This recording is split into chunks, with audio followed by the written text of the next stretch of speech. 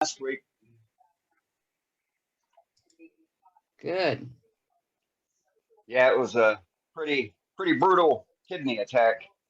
Sorry to hear that. Yeah. Should have went to the emergency room and got hooked up to the IV, but dude, I had to do the man thing and tough it out, you know. Not going to do that next time. No, it's really not worth it, is it? I didn't think I had any real problems until they found my kidneys have failed, and then that's restricted my movement and everything else lately. But it'll get better. Hey, Eddie, can you hook me up? You're on there now, sir. All right. Eddie, look like you've switched your room around or something. You're in a different angle. Yeah, made some changes. We had to make some changes. Over there, I don't know which way it is, but over there is my new Niji Max 3 laser. My wife gave it to me last week because I couldn't go to SWAT. So she said, hey, tell you what. And we ordered the Niji. And we got it in 2 or 3 days ago. I've been working 3 days to put it together. Niji's that sounds like a good deal. Yeah, Niji's only instructions come via a YouTube thing on their channel, and I had a whole box of parts left over, you know, that they didn't cover, like the air assist parts and stuff like that. So, you know, I've been playing around with it. So just a few minutes ago, I did my first cuts. I'm testing it. I hadn't put my mat under it yet, but I cut that out to go on something for my wife's business cards. And when I was playing earlier, I didn't realize how strong I had the laser set, and that cut out. And now her name is forever engraved on my work table. Forever on your work table. That's awesome. Yeah. My desk Niji test pass. Yeah, well, I didn't find I didn't set the origin, and it tracked back to what the origin used to be. And I know better than that when I had that Master 2. But hey, and now I know who gave it to me. It's right there. And I have to get my board to go under it. I have it out in the car. Guns are so damn limited. I had to get help to get a 2x4 piece of plywood in the car. God, it makes you feel so poor. But you know, I'm in the shop and I'm playing. That's all that's important. And I guess, Brenda, you can see I quit shaving. So I'm not going for the Billy Burt look, though. I'm not that bad off. Or like Carl? Yeah. You quit shaving what, Cap? What do you mean, what? This part. Oh, Yeah. okay. Okay. I had a new photograph done at the VA clinic for my ID card. It was a while back, and I never looked at it. Today we were at the bank doing some business, and I had to look at the card. They had to use it for my ID, and she said, "All your hair was silver gray." On that picture, it was. It was silver gray. When I had hair, it was a mix. It didn't turn gray, turned loose, but Your sound sounds a lot better tonight, Eddie. Yeah, I got this headset thing the other day.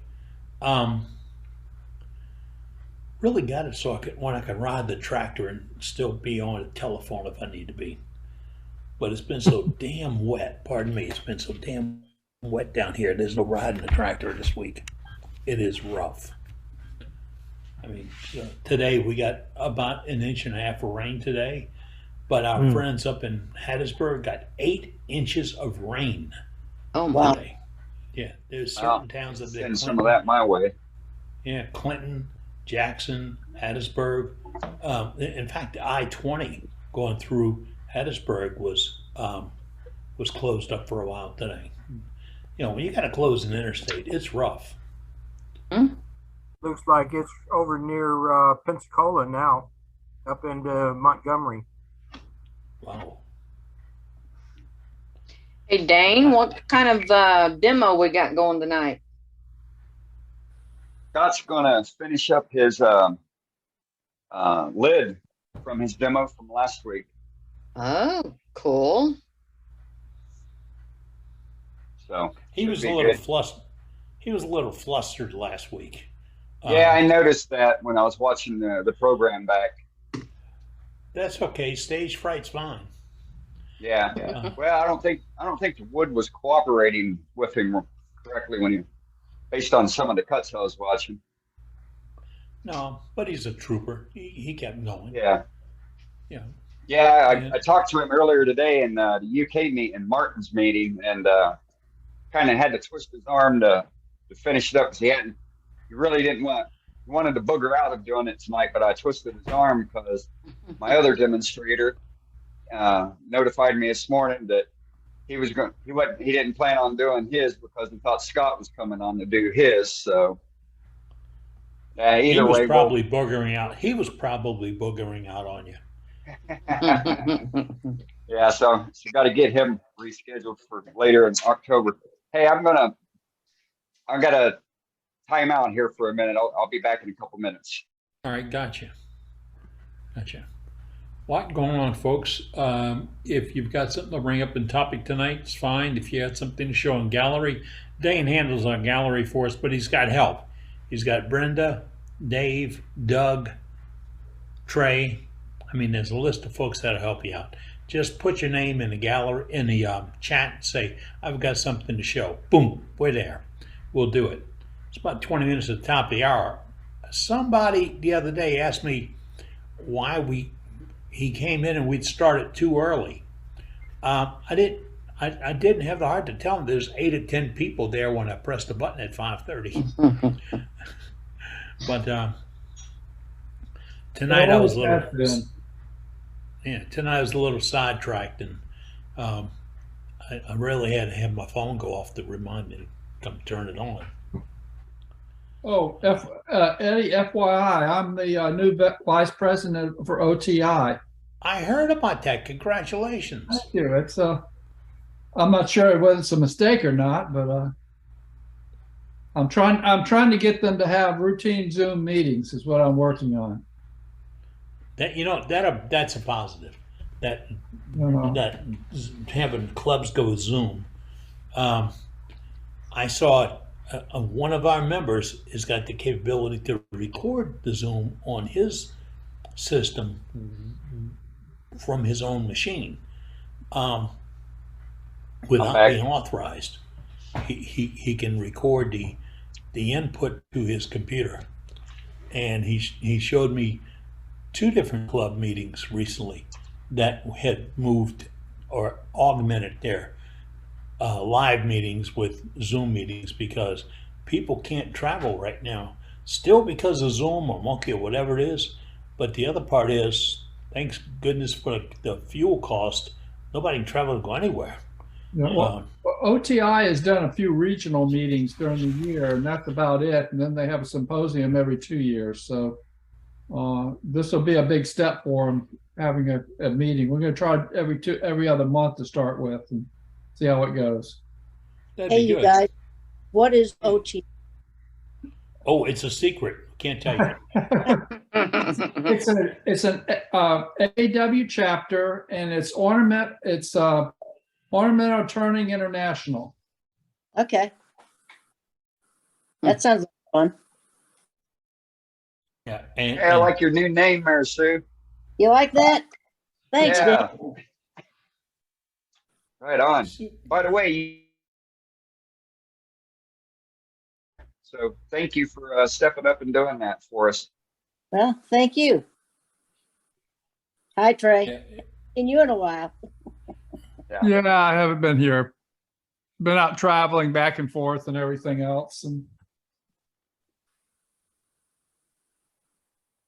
Now, our friend Dale Campbell is a member of that group, isn't he? yep, he was. I don't know whether he's still current or not. I don't know who the current membership is, but we've got a lot of work to do. It's been pretty stagnant for the past, during COVID. So there's a good Facebook page that has been very active as part of the OTI, but we got some cleanup in the house and trying to also go to Zoom meetings. So Yeah. perfect Dale time and for Lori. Zoom because we're all over the place. So Yeah, Dale and Yeah. Lori dumped their house near Slidell and bought a motorhome and they gone. I'm jealous. They bought property up in some lake, because they can and wanted to just get away, which is great. Took a big storeroom to put all those lights in while it was gone. All right. Brenda, what'd you turn this week? I have not been turning for 2 weeks. Oh. Okay, Yeah. just leave your membership card on the table as you leave. Okay. My sister-in-law bought a house up here. She lives in Florida and she bought a house up here, and I've been helping her empty it out and clean it up for the last 2 Oh, that weeks. sounds like fun. Oh, it's been a blast. Yeah, I bet. Yeah. She treated me to a full body massage today though. Oh, nice. Yeah, her and I went to it's called the Great Stone Castle in Sydney, Ohio. We both got a massage. Nice. Yeah, it was good. They know what they're doing. It's great. If they don't feel they're just getting beat up. Yeah. Oh, the Yeah, right. lady that was Painful. there, she's the massage therapist that I used to have when I worked at Honda, and she's good. Love that woman. So it was a good day. Yeah, that's good. Hey, Cap, Hey, who that? what happened to Ronnie Burnett? Is he okay? Yeah. Haven't seen him much lately. Me either. I talk to him about every other day. He's going to help me with this new laser one day soon. He's got, I think, the same unit. And it came in a day or two ago, and he said, hey, call me. I'll come over and help you put it together. It showed up at 8 o'clock at night. I was still up at 1 o'clock in the morning. Was not Like a a little way in the world. Not a way in the world that thing was going to sit in that box. Right? And today I just found the YouTube that the guy says, when you go to put this on, they don't give you the screws. I knew that. I went through all that stuff. I mean, I put my magnet on the floor looking for them. I thought I dropped them. But I went to the hardware and found a couple. And my wife jokingly, she says, your part didn't come with all the screws? That's extra. Yeah, last year, I'm sorry, 10 years ago, I bought her a room-size quilting machine, huge thing. And it's the finest piece of equipment I've ever, worked on. The finest. I mean, it had line-up lugs. And you put a leg up, the line-up lugs, the cones and the plugs would line up, and then you could finger tighten bolts. And then they gave you the wrenches and the sockets and everything else. But I mean, I looked at it, and a guy wanted like $300 or $400 to come put it together. We showed up with it around 10 o'clock in the morning, and about 1 o'clock, it was ready to quilt. And I told her, I said, I've never owned anything this well made, and easy to install. It was, I don't want to say brain dead simple, but it was pretty close to brain dead simple. And she quilts on it every day. I am married to the queen of quilting. She loves it, does really good at it. And today, she contacted our local sheriff's department. We don't have a police department in this parish. We have a sheriff. And she did like 600 pillowcases and 100 quilts so far this year for them to use in their homeless and bereaved programs. I mean, when they show up, they completely fill the back of a Suburban, just pack it solid. Boy, she's so happy. I said, we need to get some press on you. Ain't gonna happen. But last time I got press on her, she got to ride in the Mardi Gras parade. One of the local TV stations nominated her to be one of the members of the parade. And some people have dreams to do that. My dream is never see another parade. So, okay. And I didn't see that when I dropped her off and picked her up. I just think it's I hope y'all don't get offended. Time and money. It's just a waste of time and money. And I found out that if you want to be the king of even a really not big group, it may run you about $100,000. You know, you can buy a freaking house for that kind of money. Not a big house anymore, but you can buy a house. I've been in a market this week because of a friend asked me for some replacement jaws for one-way chucks, specialized replacement jaws. He wants to hold lids in boxes, but he wants something like a that sort of acts like a collet chuck to hold the pieces. And I thought I had that at one time, but I don't know where I got them in. And he asked me a week and 10 days ago, and I thought I was still going to SWAT, and I was thinking, I know where to go find it at. There's somebody that sells specialized chucks or jaws and cutters and everything else at SWAT every year, and that might be where I picked these up. They're gold colored, which means they're not one-way products. One-ways cost as much as gold, but they're not that color. Beauty is when you get into deal with one-way, you married into a family.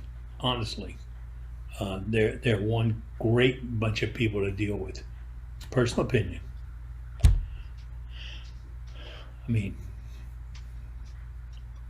I've thrown rocks at him in the past with problems from different turners and situations.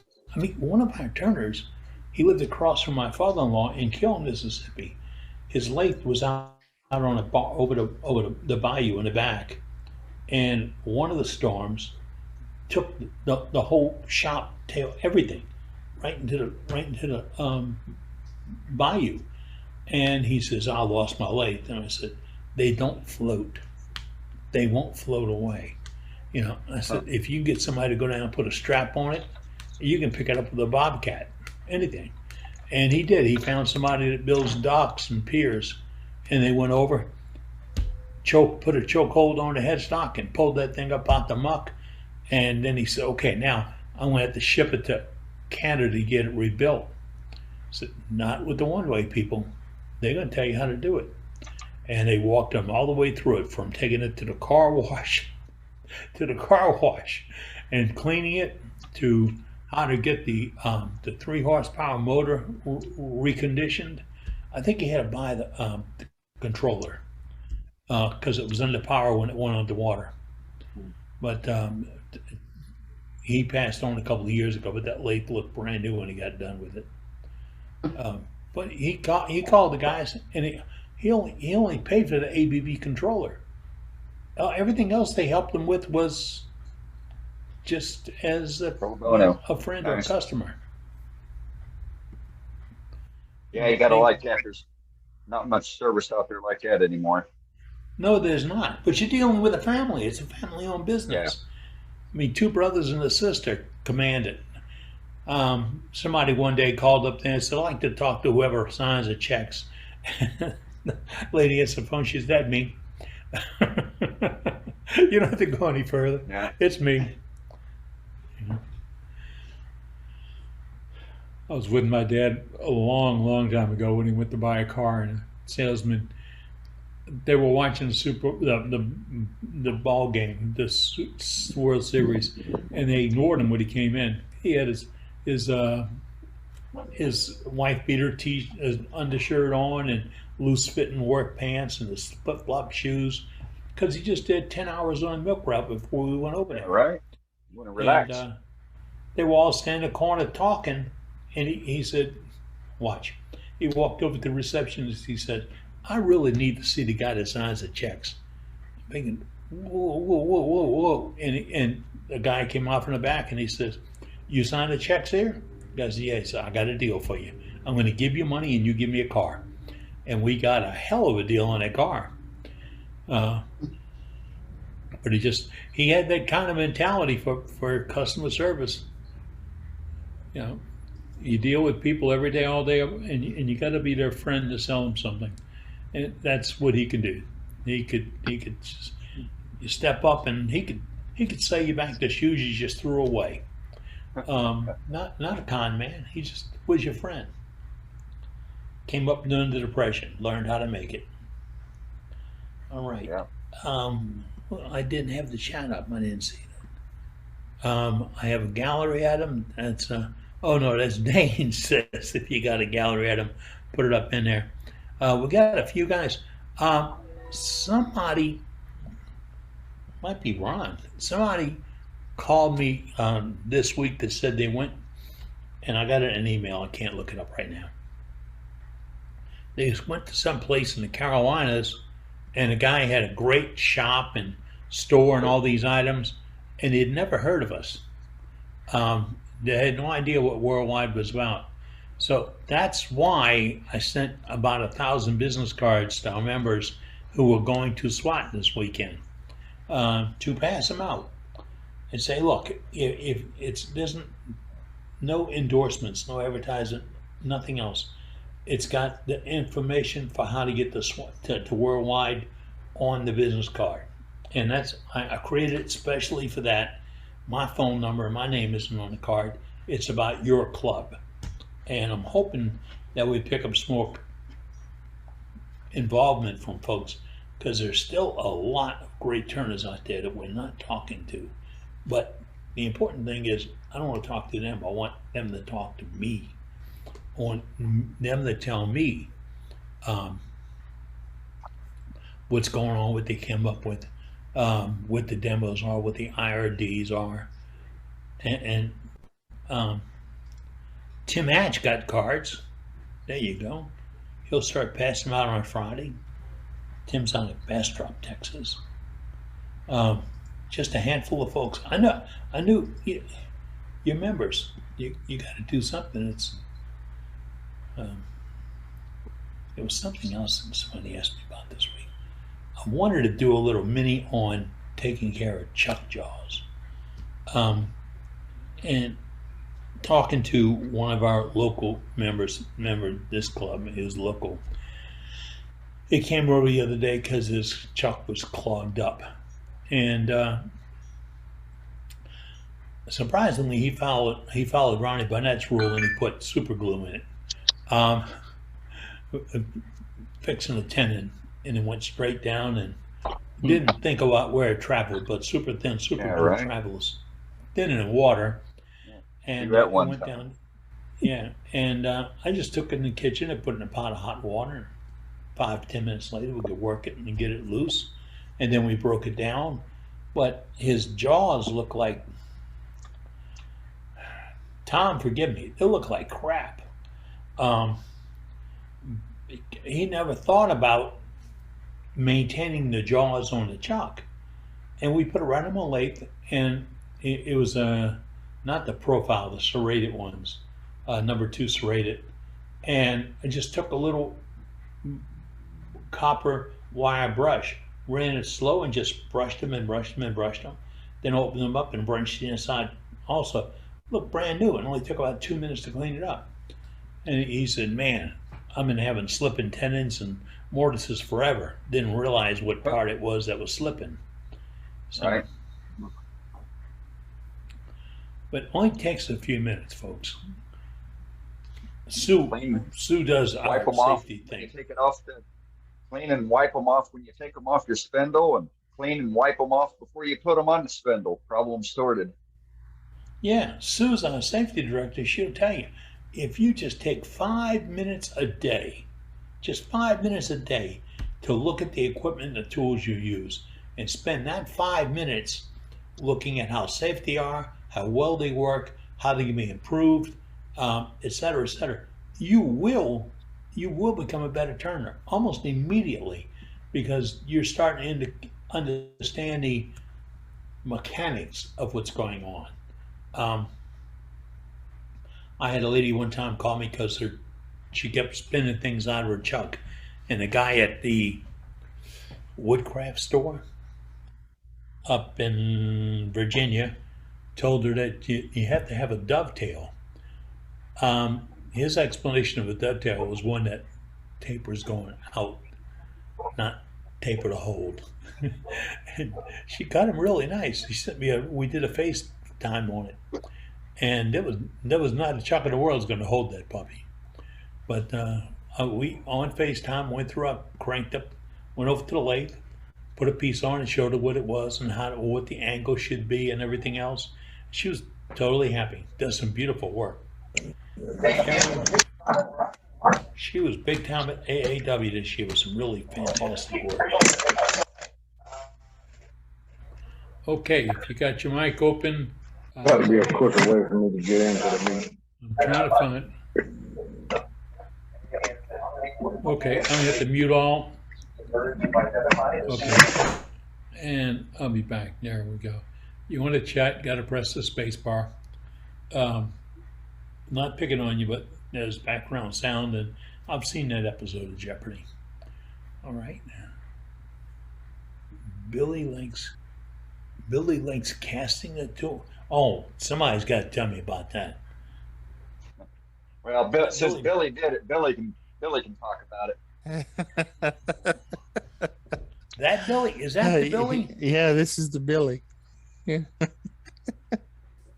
What'd Got you to put do? you on the spot, brother. Sorry. Well, it's one of those things. I was casting that spalted wormy hackberry bowl, and I had cast it, and it had some bad spots. So what I did was I left it chucked up, and I built me some dams and whatnot. And came out the next morning, and I poured some more resin and that kind of stuff. Anyway, I came out the next morning, and that resin had leaked all over my bedways. And it's epoxy resin, which means it's epoxy.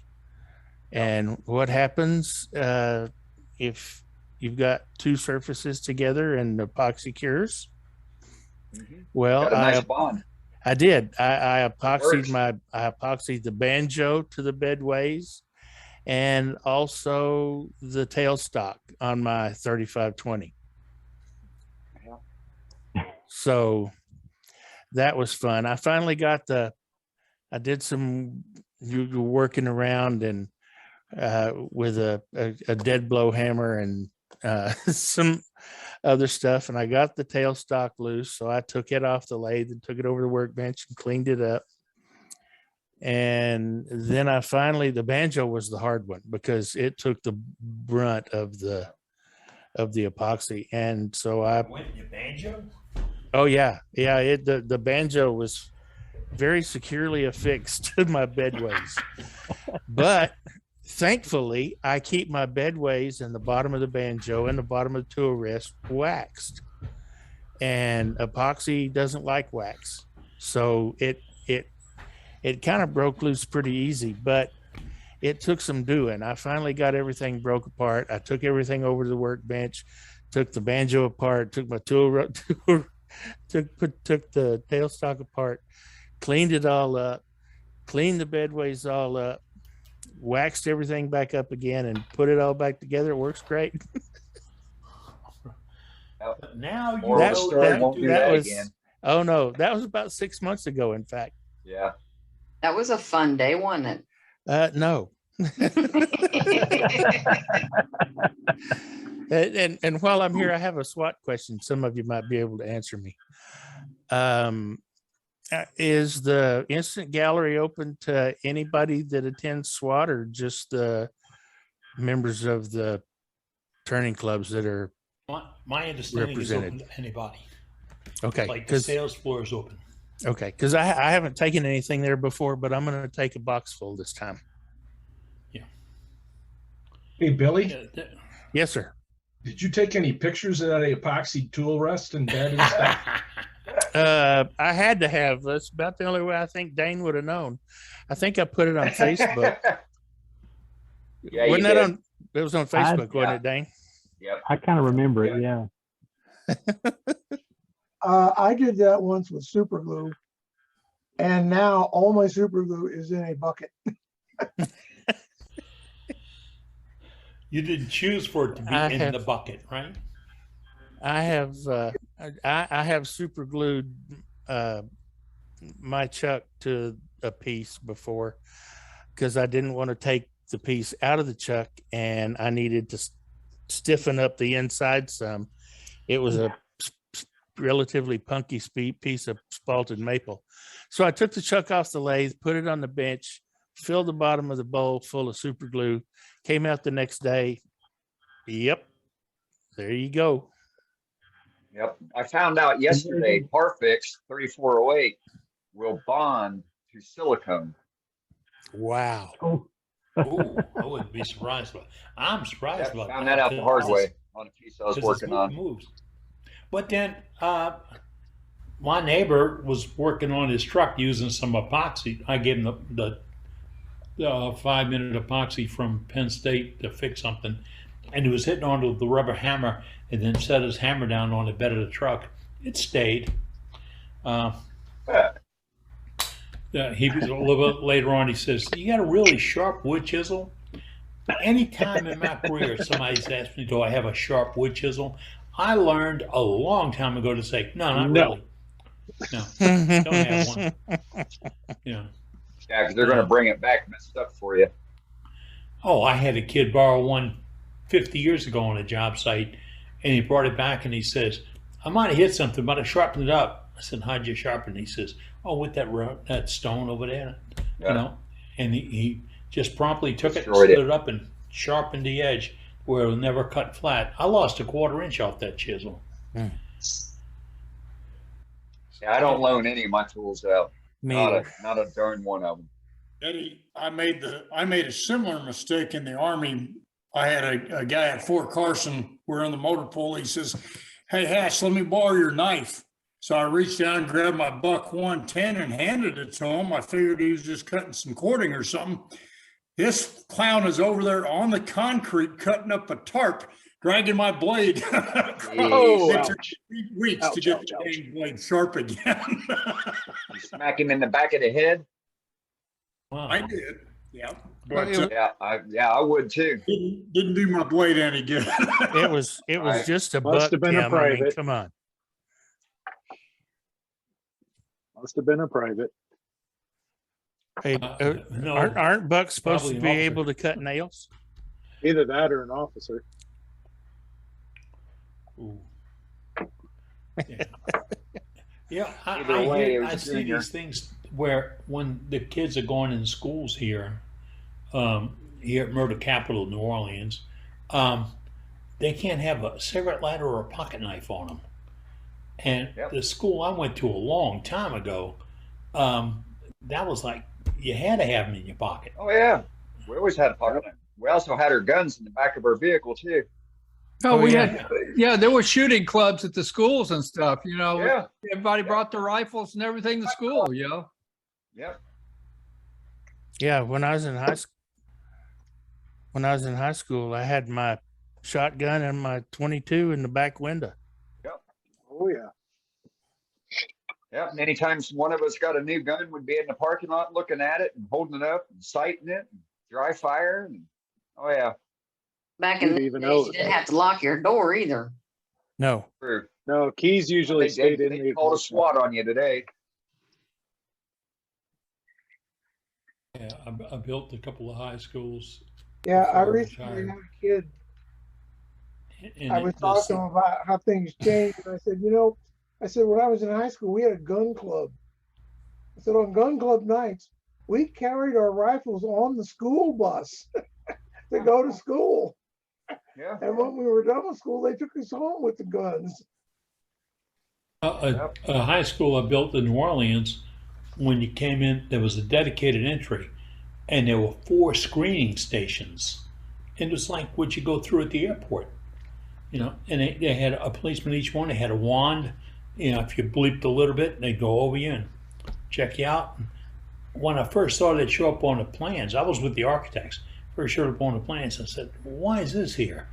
After being at the other school that we were replacing, I realized, I wouldn't mind a full body search, because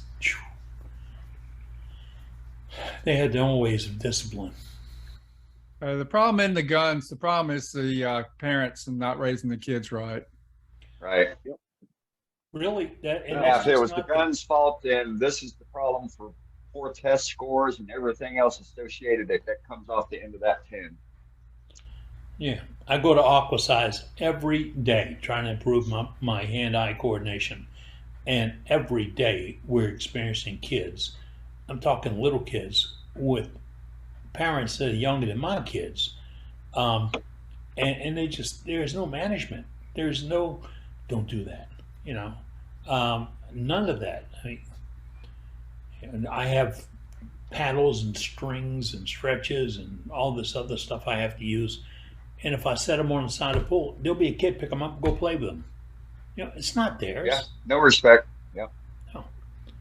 But you'll see that driving. You'll see that the rules don't really matter to some of us. I know my wife hadn't stopped for a stop sign in years. I mean, a slow roll is the best you're going to get. And I grew up in a period to where I guess my first 3 tickets when I started driving were stop signs.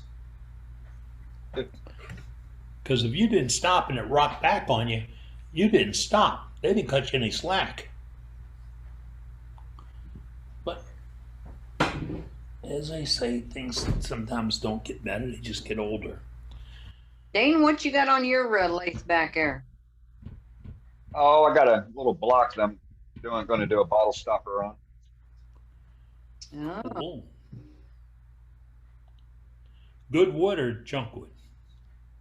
Oh, it's a piece Is of there gnarly junk wood? mesquite. Pardon? What's that, Dane? It's a piece of gnarly mesquite. Oh, wow. Ooh. I saw a platter done out of mesquite on Facebook yesterday, the day before, and it was done with a piece of green material wood, and it wrinkled. I mean, it had it all sanded out and put a finish on it, and then it wrinkled. The wood did. The wood modeled up. Boy, it was a gorgeous piece, absolutely gorgeous. And somebody on a connection said, "Are you going to sand that out?" I said, "Please don't.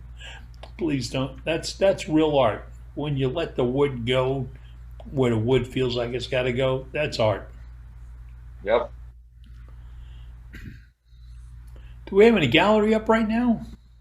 Yeah, we got a few folks up for it. Let's pop Let's in see and if check for you Gary's guys. available here. Yep, I'm Gary, talk to us. All right, Gary. Hi. Eddie, this is what I talked to you about the other day. I did, well, let's see, let me start with this. This is half of what I had last week, and I did not do the other half of the log for the box. And I finished this up. This was dyed, and then I spun the front, and then hollowed out the center. It was mostly experimental, trying to get a sequence down.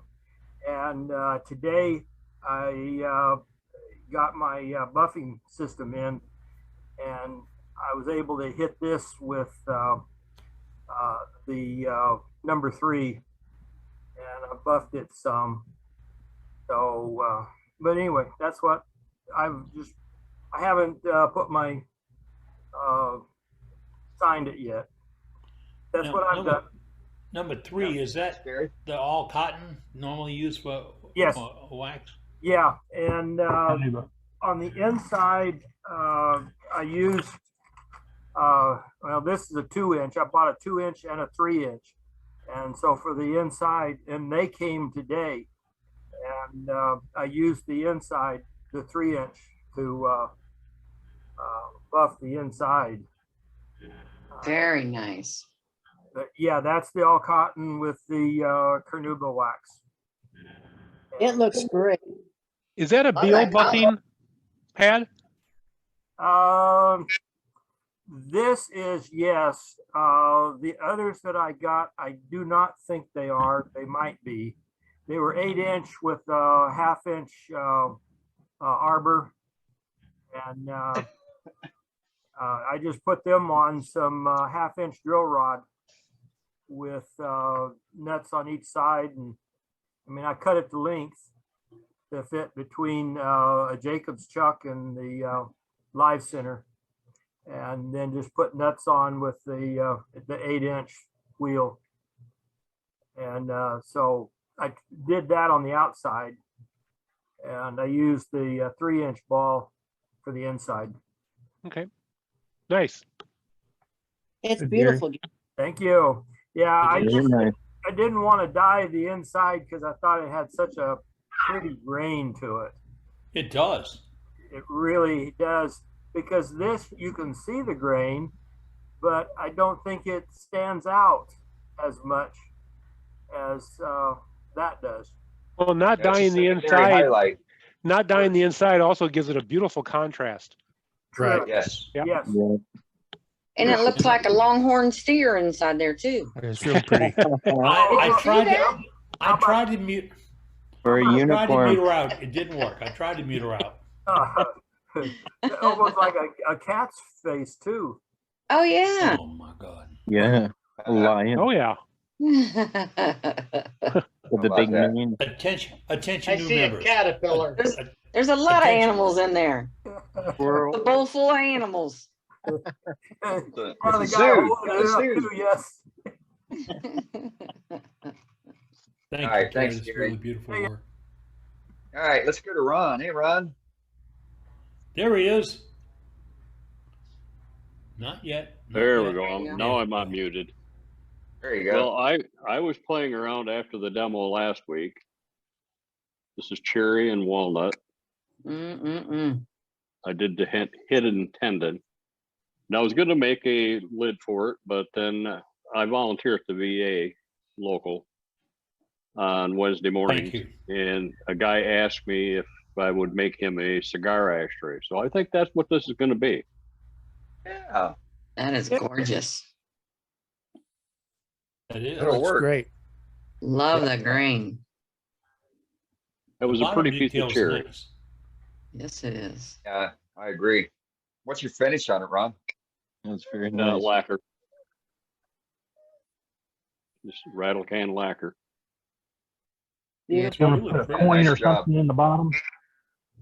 No, I could, but I haven't. Yeah, the reason I ask, I've had a few people ask me for ashtrays, exotic woods. They want large, and the only way I can think of to keep from burning it up and just ruining it would be to put some kind of large coin or something in the bottom. Coin would have to be pretty big. This is like 8-inch diameter. Oh yeah, yeah. Oh, looks Yeah, nice. I'm glad somebody was able to do it. You know, took my demo and went ahead and made one themselves. Makes me happy. Exactly. That's why we had you, Scott. Beautiful. That's why we Inspiration do abounds. this. It's very nice, Ron. Thanks, That's Ron. all I Thank you, have. Ron. All right. Let's go to Tom Kenny. Your Tom, talk spotlight. to us. There he is. Howdy. Oh. Several years ago, a buddy of mine gave me a piece of avocado, and I'd never turned that before, and really liked it. I'd love to get my hands on some more of it. And coming around here, you see there's a nice little bark inclusion. It's about 5.5 inches tall, and I believe this one I finished with the True Oil gunstock finish. I was quite pleased with the way it turned out. There were actually, the piece that he gave me was big enough to get 2 pieces out of, and the other one went back to the giver. The second piece is a piece of mulberry. Oh my goodness. Nice. And this one I finished with Parfix and buffed out, and you notice it's shinier than the other one. Very and nice. This one is just roadkill. On my morning walk through the neighborhood, there was a piece of wood laying on the side of the trail, and carried it home, and this is it. Sweet. There's a Roadkill, I like it. On the bottom, it's laser engraved with a little logo and my name. That's nice. That's what I got. Thank you. Thanks, Tom. Very I nice. see in that first piece, I seen a moose, puppy dog, Oh, Renee, and a you're making mouse. stuff up. There's the mouse. Now, See I'm sorry. puppy I'm not- dog. Yeah. new members Not must seeing know it. that we Oh, I can't see see a hawk. psychiatric help. I saw a hawk Yeah, in there. see? There's a fish up at the top. Oh, man. I think Beautiful. I love that wood. good drinking. Well, thank you all very much. There's your woodpecker buzzard right there. Very nice. Nice, Yeah, a lot of Tom. features in there, Tom. Yes. Thank you. Love it. All right. Let's go to Jason. What do you got, Jason? There he is. You're up, Jason. What kind of I'm animals here. you got for us, Jason? I don't have any animals, but so Oh, we'll be I didn't see any Bet on in it. this Brenda either. will So find them. let's see. Oh, there we go. Oh. So I got Ooh. just a Nice. nice little piece of wood. It's got a what is it? How do you say it? Bacote or bacot? I don't know. Duke. Cody? Oh, And then Cody. Cody. no bacote. That's Cody, yeah. Okay. But yeah, just a Cody. little toothpick Hold it holder. to the center. Aw, Oh, nice. nice. Hey, you Nice turn those job. toothpicks too? Nice. I'm not that good. That would take some time to do toothpicks. But That yeah, is that's all I neat. got. very nice. Right I'm on. trying to. Yeah. so Beautiful. Captain Eddie could probably tell me. So I got about a half a box of these, and they're Oh, nice. I don't know what are they? Oh, they're half inch by half inch. Yeah, Corian. It's, Yes, Corey. Corian. Yeah, Mhm. can you glue these together and turn pin blanks out of them? absolutely. Exactly. Super glue. Yep. Yeah, Yeah, Super you glue? can. you must have an absolutely flat surface. So if you understand how to lap a cylinder head by putting a piece of sandpaper onto something dead flat like your table saw table, and then you pass this back and forth, and it makes it absolutely flat. Ooh. Nice. I yeah, I got a whole box full of them. Now the beauty of super glue on this is you can clamp them up with a medium pressure spring clamp, and then drill a little super glue over them. I mean, you don't have to put the super glue on both sides. It'll run clean through the piece, which means don't do it on your table. Or you'll be. I tell you what, if you Or do you'll it on need a your chisel. table, if you do it on your table, Billy Burt can give you some procedures on how to get it loose. How to remove it. Oh, I got a old piece of granite countertop that I usually do glue ups on. Yeah, just put some parchment paper put some parchment paper or wax paper over the surface, and then you ain't got to worry about the CA sticking to it. Yeah. Yeah. Okay. I It use will go the right through bottom- it. They're almost too small to really drill out by themselves. They are. They'll blow up. The amount Yeah. of heat when you do drill them, very, very sharp drill bit and patience. You put too much heat into anything like that, it's going to explode. Lumber does. Lumber explodes. Metal warps. So Yep. corian. Yeah. All right. And Well, if you I'm gonna have heat to it, try gluing some together. if you What heat was that, Billy? corian, if you heat corian to a couple hundred degrees for, I don't know, a half hour or so, you can put a couple of pieces together and then using gloves, of course, and then twist it and then hold it in that position till it cools, clamp it up, and then you can glue them together and you'll have a twisted pen blank. Yeah. Yeah, I try saw that too. somebody. I saw And somebody mix match the demonstrate colors that. if you do that. Oh yeah. I saw it demonstrated at a symposium, and a guy had what I've seen used for turning wrought iron spindles, because you do that. You get the steel hot, you lock one side, and you take a spoke or a wheel, and you crank the other end until you get the angles, how many revolutions you want. And he did that at a symposium. I think the one in Florida I was at, and his work was gorgeous. Had me going as how do you get those turns and angles in corian?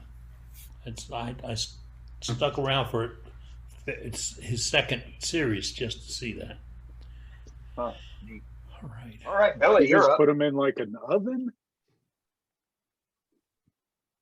Well, this Billy, guy can you did explain it the in a oven? pot of.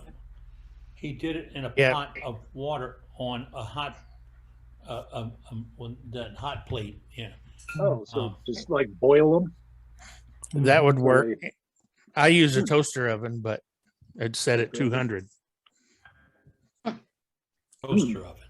Yeah. You're in trouble. I might have to No wonder do some you're in trouble with that experimenting. lady that lives by. Well, no. I bought this at a thrift store just to keep in the shop. I don't cook anything in it. Yeah, that's your story. No, really. But well, speaking of funny ovens to use, this is a piece of very, very spalted sycamore. There's not much telling what Brenda's going to see in this one, if anything. But look at all that black line spalt. Yes. It There's was a shark it or a it was helicopter. it was very beautiful. It was very, very punky. Rabbit. A rabbit. Yeah. It was very punky. I started working on this in June. You fish head. I rough turned it to roughly an inch thick, and then I put it in my vacuum chamber full of cactus juice, and it took 2/3 of a gallon, even being just an inch, even being just an inch thick. It took up 2/3 of a gallon of cactus juice. And so I drug the toaster oven out, which is what I usually use to cook my stabilized stuff in. And lo and behold, my toaster oven had shrunk. Actually, it was not as big as I remembered it being. And so now I'm in trouble. I don't have any way to cook this resin. Well, I've got a gas grill. I've got a gas grill outside the shop that's not good for cooking anymore, but one of the burners still works. So I put it in the gas grill, lit one burner, got it to 250 degrees.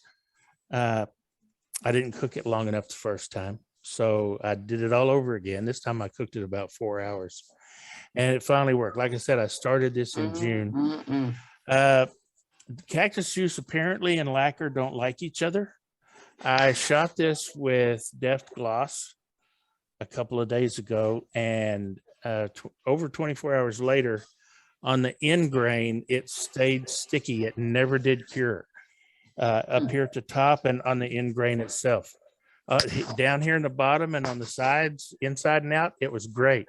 But this end grain just would not set up. So lacquer thinner it is, and I stripped all of the lacquer thinner off of it. And now or all the lacquer off of it, and I just finished it with Howard Feed and Wax. It still smells of cactus juice, but it really came out nice. I really like it. Got some decorative rings on the bottom. Anyway, that's it. Oh, beautiful. Thank you. Very nice. Thanks, Billy. All right, let's go to New York. Who will it be? Let's see. Mr. Kingsley. Dave, you're up. Start talking. Okay, I'm talking chit chat. I got you. Yes, I finally. Oh, Because your screen, because of your backdrop, it does that. yeah. Get it right, even with your face, your plane. The I was camera's finally locked able on your to get some shop time. Been spending a lot of time with a grandbaby, but. Is that black walnut? It's black walnut, yes. That's gorgeous. That is really pretty. It's awfully cracked. There's a lot of patching in there. What I did was I sanded it with Howard Feed and Wax to fill some of the pores, and that packed into some of the cracks too, which helped out a lot. What you did was a very good job. Well, thank you. Yeah. And it's finished with oil, my usual. Nice. It's getting there. Good job, Dave. Nice job. All right, let's go to Mr. Jim Duxbury. Jim, how you doing, buddy? Okay, great. Yeah.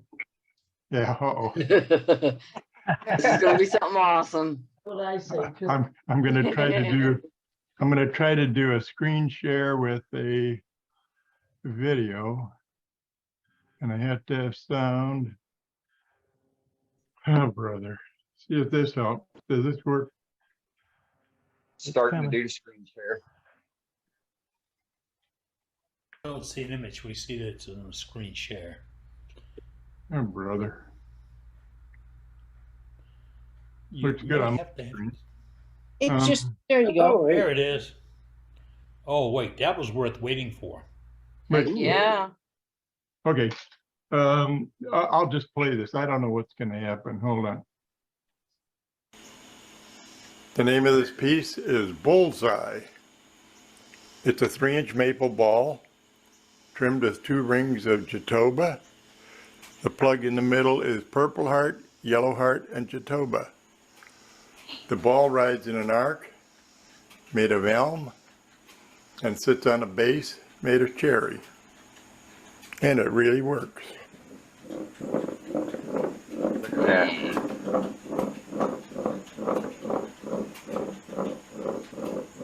That's awesome, Jim. That's cool. That is Making me dizzy. That is a good fidget machine That's really cool. Anybody who wants to Enjoy sit at it. a desk. That's my first video. Anyway. Anybody want to buy 4 lights? What? Well, that was a great idea. Just a great idea. Thank you. That was Beautiful. the top ring is the top ring of a bowl, an elm bowl to cut the top ring off of. And the ball, I was making balls, and I make a set of 4, and I made 3 of them perfect, and they came out within a 64th. And this one, I don't know what I was doing, but it came out, I must have missed it by 3/8 of an inch. And You never tell your anyway, mistakes. I always tell my mistakes. My wife tells me. That's how I got it. Anyway, thanks for putting up. You want to see it? Perfect. Very nice. You want to see Hey, it? Jim, again? Jim, I sent you a question in the chat. You can respond back to me later. I'll get right back. It's beautiful, though. You want to see it? Looks like a demonstration. Yeah, let's Oh, see yeah. it again. Yeah, hit play again. The name of this piece is Bullseye. It's a 3-inch maple ball trimmed with 2 rings of Jatoba. The plug in the middle is purple heart, yellow heart, and Jatoba. The ball rides in an arc made of elm and sits on a base made of cherry. And it really works.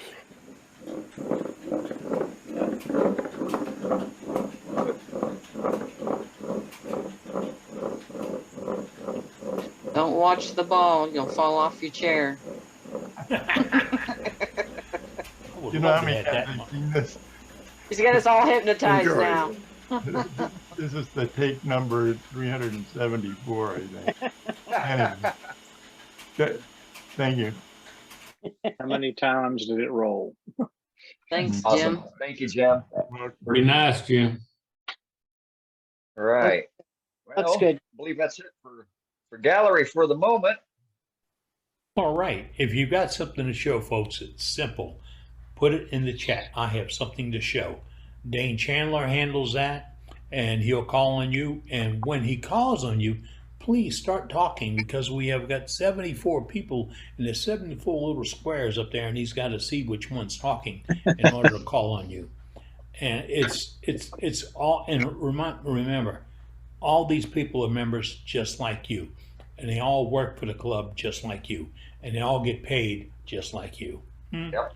But we this thing was formed 3 years ago with the idea of sharing information, and we do that so well. Really. I can't wait the next week when we get back a few folks that made it to SWAT to tell us what was there, what set their life on fire last week or this weekend, because there will be some fantastic stuff to see and experience. And it's been a while, folks, since we got to experience that. And that's what going to make it so interesting. In a few minutes before we do our demo tonight, which is Scott Hampton doing the lid for his piece he started last week. The wood didn't agree, but Scott stayed at it, and he turned a really nice piece with a lot of instruction and a lot of direction and technique that you could all use. And that's on our website if you want to see it. And now, but we couldn't get to the lid. So tonight, Scott is going to create the lid for us. Before we do that, we're going to have a few moments of a safety program with Sue. Sue is our safety director. She did a wonderful job when she cranked out of this, and I look forward to it because our safety moment's not supposed to lecture you. That's not the way you get safety. You don't make people safe by lecturing them. You really don't. You explain to them, and you let them know the consequences, and then you let their own mind lecture them. If I worked in construction, and I used to catch a lot of stuff when we told folks you got to wear a hard hat, you got to wear a hard hat, you got to wear a hard hat. All you had to do is get somebody with a serious head injury for all the other guys to say, man, that wouldn't happen if you had a hard hat on. Same thing with safety glasses, vest, work shoes. I had people come on a job where we're framing up a steel building in tennis shoes. Yeah, come on. Don't tell me you need to be comfortable. I need you to be safe. Sue does that for us. She explains the hazards. Then you make up your mind if you want to take a chance, throw your life or your hands or your fingers on the line, or you just want to take a little sound advice and avoid it. So, and also I have to remind you that we have a sergeant major. It's on our website, cover page, far left-hand side, with the 101, an Army group that is collecting turned items for his troops. Read it. See what you can do and send them something.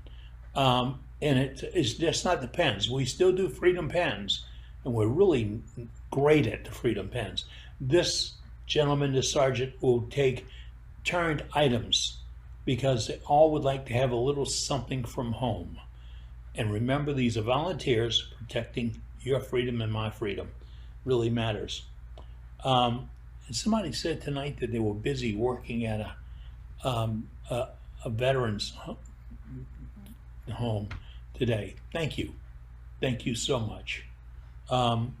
I've just settled a deal with the U.S. government on my benefits for a veteran. And in doing so, I've ran across so many people that volunteer their time and their efforts to help Americans who dedicated some of their life to the military. tons of volunteers. In fact, the guy we had here locally just went above and beyond for it. This weekend is SWAT, told you about that.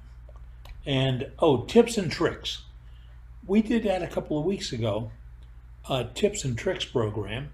Jim Duxbury ran the show. And I'm proud, I'm so proud of what happened. Jim Duxbury took what we asked to heart. And he went and got all kinds of tips and tricks and ideas from his shop. And he came on and did a good bit of time with us, just sharing these things. And we all benefit from it. I got a page full of notes from it. I've seen people watch the videos over and over and over again. We're going to do that again, probably in the beginning of October. We'll blank out a demonstration. And just want to let you know, we're waiting to see what your tips and tricks are. We just want to see what you came up with. Randy Smith says he's got a pen blank cutting jig to show. How you like that? Can we pop in Randy Smith here? Yeah, can you bring him up in the middle of typing out a message about the 101st here? All right, Randy, talk to me. Okay. There he is. Yep. I made some time ago a blank cutting jig. It mounts on my table saw sled. The red part is where I put the brass tube, right in here. The brass tube goes between these two stops. The blank goes right where this yellow bar is. I have a little clamp that I rotate, clamp the blank down so it doesn't move. My fingers stay far away from that blade, and it cuts about a 64th of an inch long. So, and also there's a small bit of stick-on ruler down here where I can measure the actual length of the blades and the stops. Now, let's see if I can get the next one. This is one I saw recently. Can I do that? I guess I can't. Let me stop and restart that.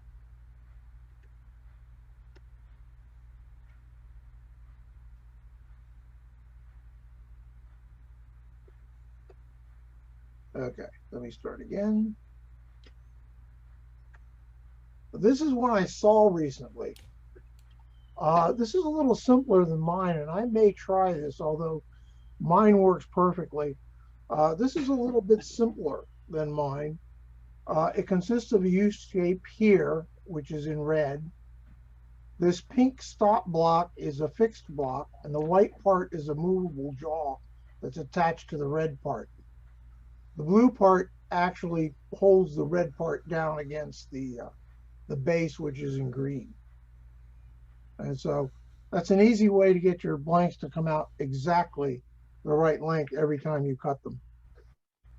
So that's what I got for the evening. Thanks, Randy. Can you send a drawing out today so that can go on the website? I'm sorry? Could you put some drawings up to Dave so that he could put it on the website? Yes, actually, I don't know if I have that or not. I will have to look and see if I have a drawing. I usually do a drawing to make sure they're right, the dimensions are correct, but I will find out. I will put a drawing up. Thanks, Randy. Send it on to our webmaster, who's the world's greatest webmaster, and he'll pop it up on our website, which is the world's greatest wood turning website. That's something. Yep. Dane Chandler just put a note in chat here, folks, tonight. And let me mention, before you leave, whatever time you have to leave, save the chat on your computer. Now, it goes to our website later on, but Dane put a note up that said 5,000 members of the 101 Airborne are posted in Romania training nukes. I'd like to have any kind of turned items at all. The mailing contact is on our webpage, and postage for this shipment is not to the Ukes, not to Romania. It is to an American post office or APO. So it's in LaGuardia, New York. So if you have something, package it up. If you're with a bunch of other guys and you turn a few things, think about the troops and how this will feel going to them. It really, it warms you right here. It does. That's what it's for. Thank you, Dane, for putting that up for us tonight. Yep, you're welcome. All right. In about 15 minutes, we're going to go to Scott Hampton, turn a lid on the bowl. Just before that, we're going to have our safety director program with Sue Jilek. And Billy Burt says he just found the video of his epoxy banjo and tailstock. Can I screen share it? If you want to see it. Now, this isn't if you want to see it. So all in favor? Aye. Aye. Billy, I think you loved, bud. Yeah. All right. Let me see if I can do this. Share screen. That. Was it multicolor? Can you all see that? Oh yeah. Okay. Oh my goodness. I don't know if y'all can hear it. No, there's no sound. Okay. Let me do it this way. What a when you share screen, you had to click that little button that says include sound. Oh. It's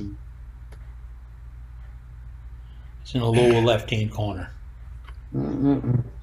All right. All right. Now we'll try. To be such an educated individual, see all that resin that leaked because I was having issues that I had to fix. That's pretty low. You can hear it. And I had Yeah. You sure but I'm make getting a the mess. gist of it. What a mess. Not a how-to demo, it's a don't-do demo. I envisioned a big puddle. I don't know what was in my head. Well, most of the big puddle was actually down underneath the bedways on the top of my toolbox that I have down there, and it's still there. It's about that big around and about a quarter of an inch deep. That's a mess to be proud of, Billy. No, it was not.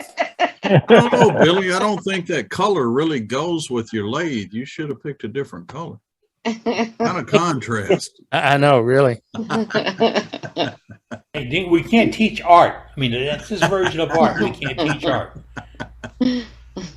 Thank you, Billy. That's wonderful. Billy, thanks for putting yourself out there, buddy. Yeah, brother. Hey, if you can't laugh at yourself, who can you laugh at? Yeah, right. That's correct. And I apologize for for those volunteering you on that. Yeah, for those of you that just joined us a little bit late tonight.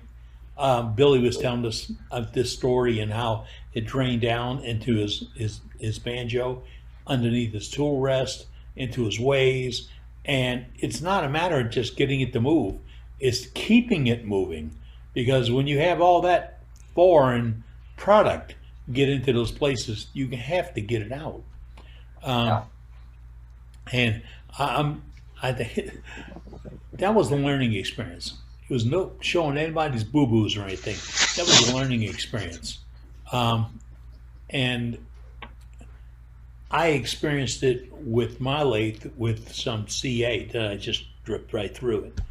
And I had to take the tailstock off and everything else to get where it went down on the underside of the ways and created a nice film. And I couldn't get it to pass it. And I won't lube those items. They have to be bare steel on my lathe. So I had to break it all down, get up underneath the scraper and get it out, get it cleaned up. And that saved me a lot of trouble in moving my tool rest, sliding my tailstock back and forth, any jigs or rigs that I had to clamp to the bed. It's maintenance, and it's not that spray can stuff. It's maintenance. All right. Y'all know, if you've been around me, you know how I feel about some of those spray can things. It's like people to believe there's a single item you can put on something that's a magnificent finish. It is to a degree, but it's not just putting it on there. It's getting it ready, putting on, and then polishing it when you get done. And that's part of the finish. And I know I saw a member come in just now to tell me about that guy that has that shop, as he's hoping to join us tonight, but I can't go through all the names and see who it was. But if you're with us, good evening. Tell us a little bit of the story if you wish. And new members, if you haven't introduced yourselves, feel free to do so. You don't have to. There's no membership list. Well, wait. There is a list. Yeah. It's called a contact list. And it's on our website on the contact page. It's a member list. And if you click there, you can request a list from our webmaster. He collects names and addresses, anything else you want to put up. To get this, you have to volunteer to put this forward. No requirements, no limitations, no restrictions, nothing. You tell us what you like to have on that contact list. Put it in a chat right now. And Dave, our webmaster, will pull that out of the chat before it goes public. And he will use it on our contact list. But you want a copy, right? Okay. If you click on member list, you'll get a little thing you have to fill out. The only line that you need to know that's not on there is the subject is Captain. C-A-P-T-A-I-N. Capital C-A-P-T-I-N. Then you have to insert a phrase in the subject block or the next block. That phrase is exactly above it. Print it out. Type it exactly as it says. Exactly. And then unclick the box at the bottom. That tells you to do that. And then submit it. It takes maybe 40 seconds for you to get one mailed back to you. It's not a live list. It is a list. So you take your list and you can take the information off of it. Why do we go through all that much trouble? Because the bots are out there. And if you get all those spam calls and spam emails every day, all day, and you wonder, how can I avoid this? This is how we're trying to avoid it. So, and this is between us. This is never to go anywhere else. It's between us, members alone, which includes everybody else in the whole world. But, you know, got to do it. I see somebody else who's got something to show up right now. We got about Gerald's 5 minutes. ready. Who's Let's that? go to Gerald. Let's go to Gerald. Gerald. We got you, buddy. It's you, Gerald. You're quiet. Why are you so Hi. quiet tonight?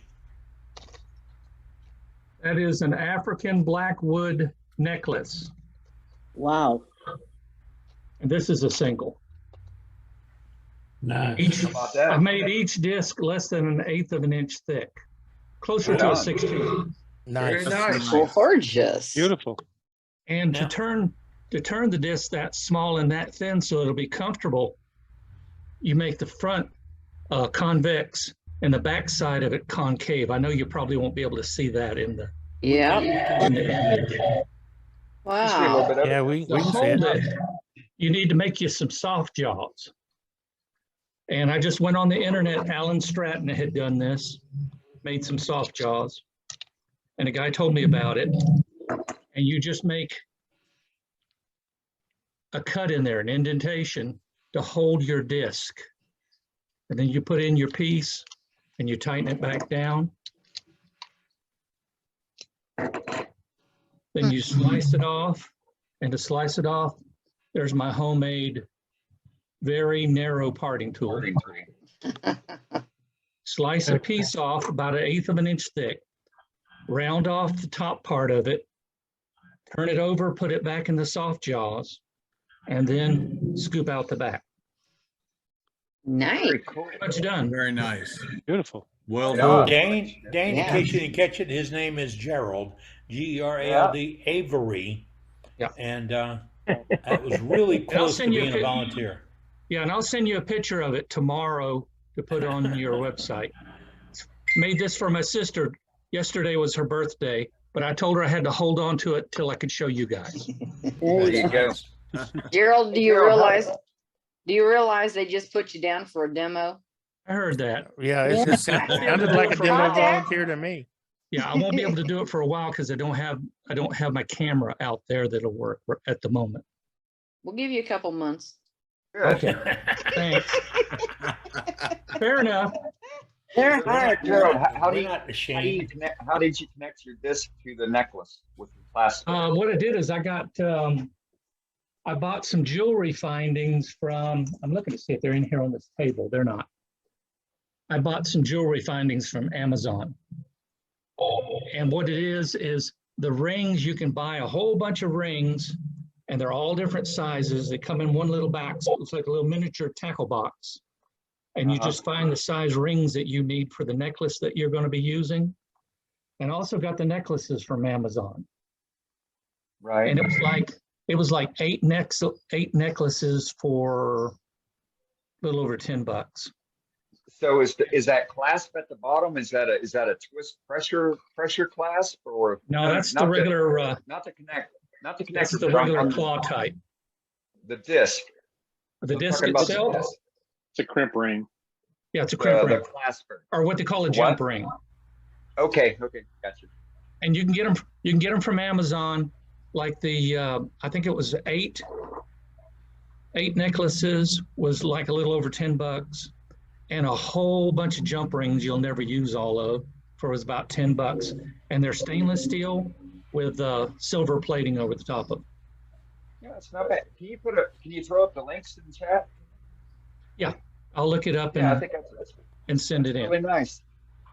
Yes, very nice. Do you have a laser engraver? I do have one of those, but I'm not really good at it yet. Yeah, you thought about doing some engraving on those then? No, because of this African blackwood, it's I found out it's almost as bad as Cocobolo for me. Oh no! So this is a one-time only. Okay. So the rest of your particular cocoa, product. The rest of your blackwood you can send to me because it doesn't affect me at all, Gerald. No, I've got three. I got three guys in my club that have already stood in line for it. Yeah, there's always somebody willing to volunteer, Gerald. They'll Yeah. help you. Yep. Well, you know, the funny thing was somebody else gave it to me. This stuff. Woodturners, they're nice guys, aren't they? Yeah. This You can African always have an blackwood eye. is pretty expensive stuff, and I was It is. fortunate to get it given to me by somebody who was moving out of state and only had so much room in their car. Yeah. But Wow. and it's taken me about 3 years to figure out what I was going to make with it. Yeah. But I pretty much used most of it up. There wasn't much. It was like about that big a piece. Okay. Okay. good Thanks, job. guys. Thanks, Gerald. You know, we have All right. we have a no but guarantee on our gallery. A no but guarantee. Gerald just showed you a fairly, boy, I hope you admit it, Gerald, simple project that involved a whole lot of technique. I mean, you had to make soft lock jaws for your chucks, which is easy to do, really. Just take a hard look at what you have. You want to duplicate it in wood or put wood jaws on it. Then he showed you a shop-made parting tool he used. He explained to you that you dome the first, that's the highly reflective surface. You dome it, you finish it. You slice it off, flip it around, and then you concave the other one, and you can finish that, all holding it right there. No duct tape, no vacuums, nothing else. A minimum of output for a maximum achievement. Now, you do this, and you say, well, that kind of looks dull. The same place you found the foundings and the chains or jewelry parts like that, you can find little rhinestones that'll fit into a 1/4-inch hole or socket. You can put that back in, and like Gerald had it on the dome face, you finish it off, and then you take the corner, just the corner of your parting tool, and you touch it for a groove, or 2 grooves, or 3 grooves, or a dot, 3 grooves, whatever, and you add some accent to it. Remember, light bounces off of irregular surfaces. And when you do that, that nice flat pan has other modules or other parts to it that stand out. So if you want to play with those, they're really great piece of work. And if you think they're simple, wait till you turn them. That simple goes right out the window, right out the window. And it's just not blackwood. Anything you have that's a scrap, pardon me, Kim, anything you have is a scrap of wood, the cutoffs of a bowl, corners of a platter, pieces that you squared off something with, all those count. Every one of them we used for that project that Joe just showed you. And that's why we're here, to share ideas with you. But also we're here on Wednesday evenings every single week to share safety conditions with you and safety ideas. And for that, we're going to go to Sue Jilek. She is our safety director. Sue, what do we have on tap tonight? Well, we got a couple of things. First thing is I want to thank the folks that wrote in the chat last week and named some other things that could be hazardous around the lathe. And a lot of them said ties that are on hoodies or sweatshirts, anything that might be loose that could get caught in the lathe. Don't have it near the lathe. If it's a person that's visiting, tell them either to take it off or to step away from the lathe. Now, I wanted to talk about a couple of things tonight. One is grinding. We all use our grinders to sharpen our tools. How many of you wear a mask while you're grinding or safety glasses while you're grinding? I have a big old magnet underneath mine in order to catch some of the filings, but I don't want that stuff in my lungs. So wear a respirator, wear a dust mask, at least wear an N95 and safety glasses when you're sharpening your tools. The next thing I want to talk about is our family 4-letter creatures that are around us all the time. I'm lucky if I turn anything on that makes a noise that my cats go running. But a lot of times our dogs won't. So I'm saying is that if you've got an animal around you and they touch you, whether you're doing the lathe, your bandsaw, or even grinding, that 1 second could get your concentration off what you're doing and hurt you. So please be aware of our family of friends and don't let them interrupt you while you're turning or using any other kind of equipment. The next thing I want to talk about is more of a service announcement, and that is our dogs. A postal carrier the last couple of days her truck was broken down. She was 61 years old and she was a rural route carrier. She got out of her truck and was viciously attacked by 5 bull mixes. And they belonged to one of the neighbors. And so everybody came out, they heard her screaming, came out and pulled the dogs off. But she was pretty well injured. Later on, she did not survive.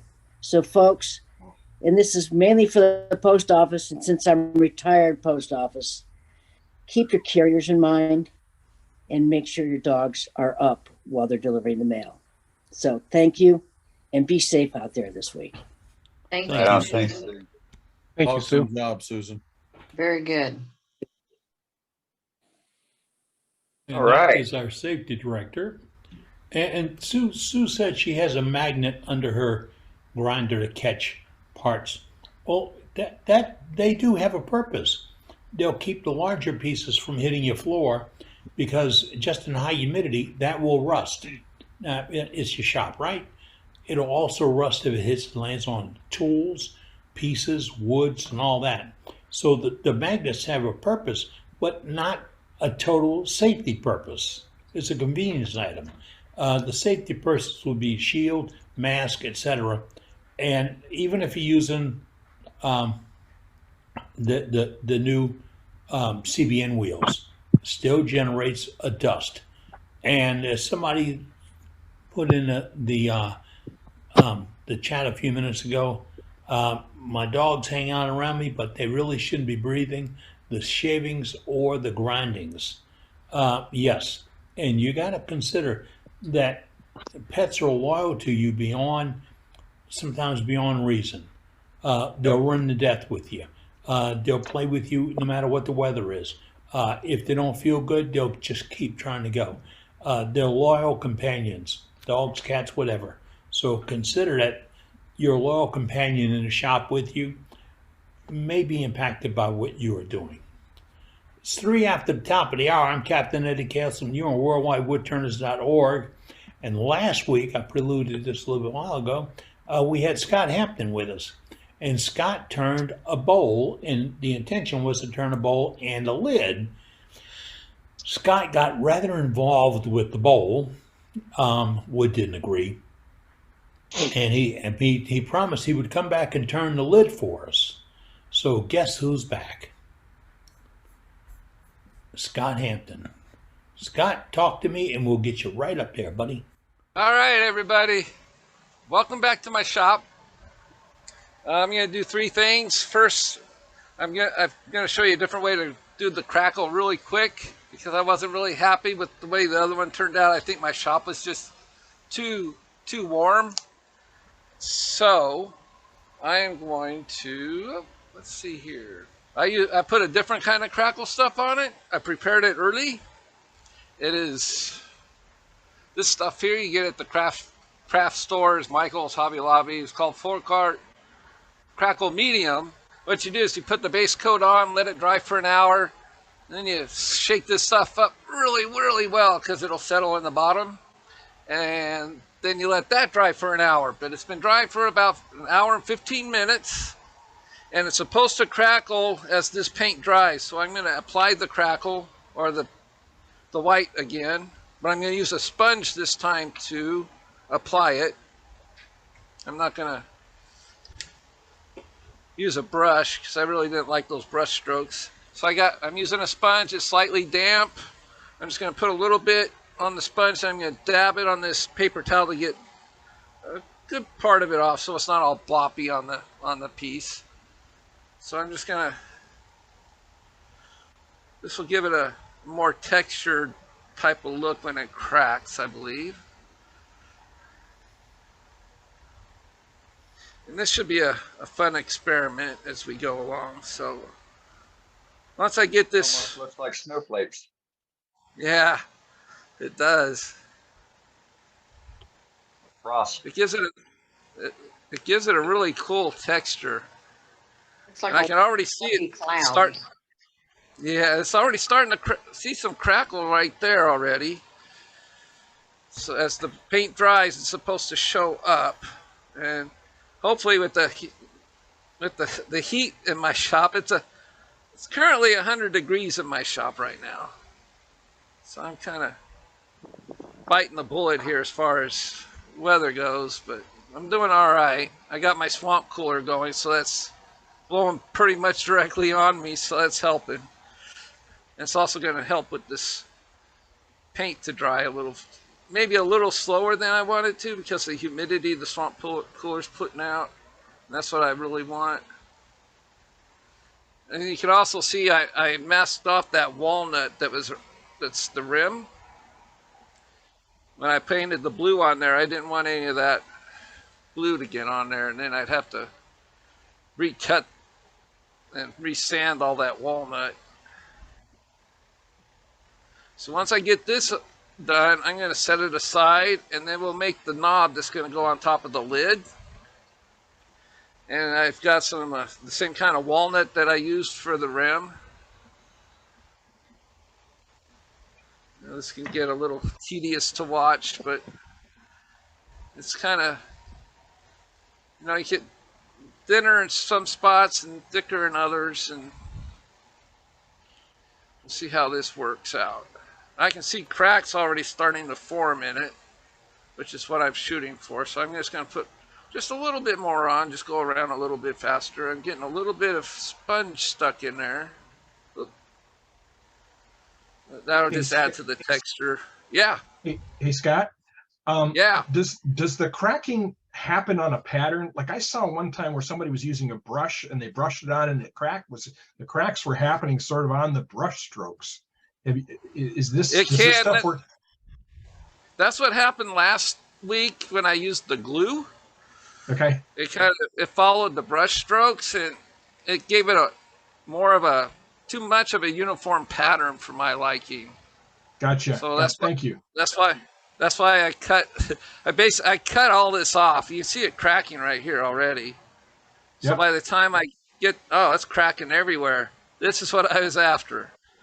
Cool. This is much better than yesterday's or last week's, and the cracks are much smaller and closer together, which is what I was shooting for. So I'm going to take this off the lathe here. I'm going to set it aside, let it dry, and we'll come back to it when it's fully dried and see how the cracking happened. If I'm not real happy, they say you could actually add a little more paint on top of that, and it'll still keep cracking. So I'm just going to move this out of the way. Please note the use of gloves. Yes. That's number one. And number two, he protected his lathe bed.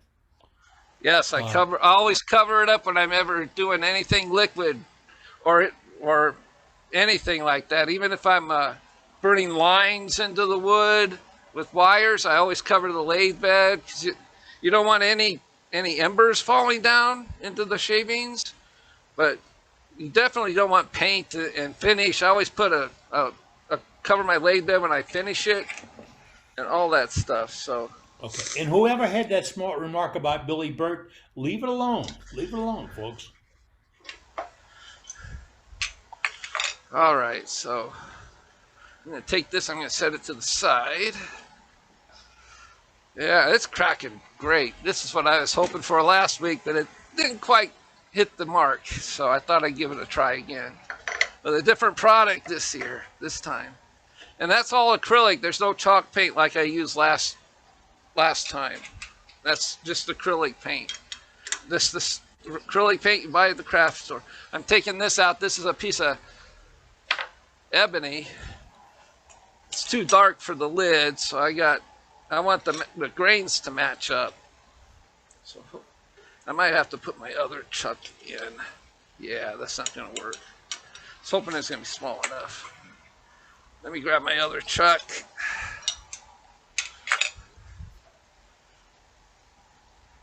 Get this one out of the way. And I'm going to pull this one on, and I'll just unscrew. This is going to be the lid right here, but I want to make the top first so I can make sure everything lines up when I make the lid. So I always find it best. Can you switch the camera, Scott? Oh, yeah. There we go. So I'm just, come on now. It does not want to, where are you? This piece is, I probably put it on there a little tight. There it goes.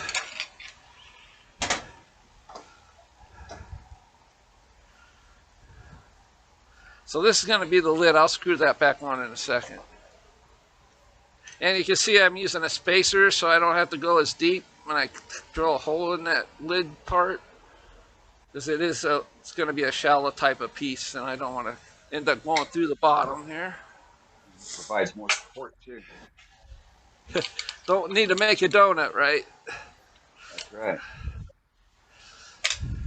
All right, so this is the same kind of black walnut as the rim, and that way when I put a finish on it, I'll oil the rim.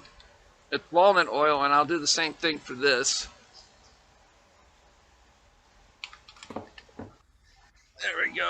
We are all set. And so you guys can hear me all right and everything. There's no sound problems. Great. All right. Great. Line that back up. No, that's not in there very good.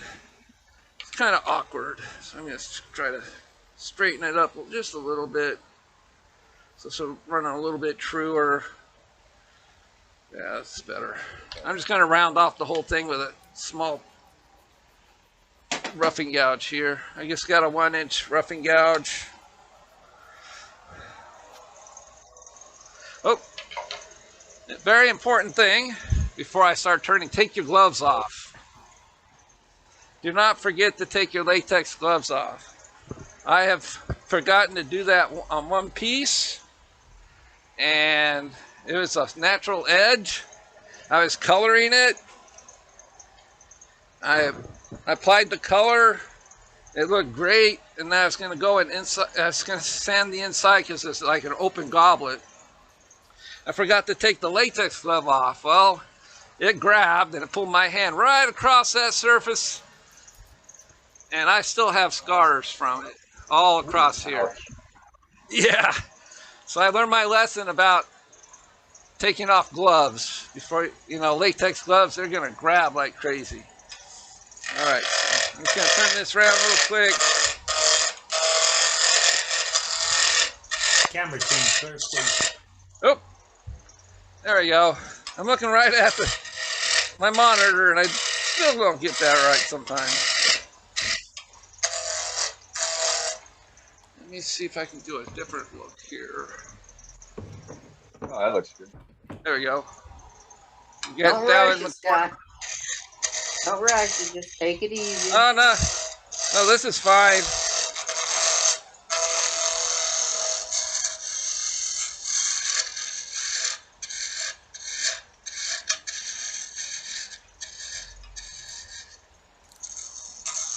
I believe I got it round now. I still need to take it down a bit more because I don't need a knob that's this big.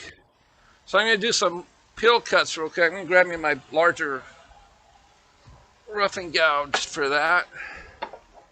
The small one doesn't work as well for peeling cuts. So I can come in here and just kind of bring this in and do some peel cuts to get it to the radius I want. Adjust my tool rest. Shake that stuff off so you guys can see it a little better.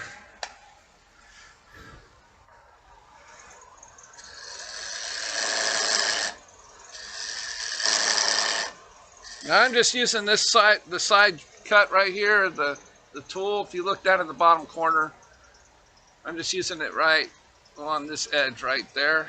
It's pretty much flat, so it makes it a lot easier to do a peel cut, almost like a skew chisel.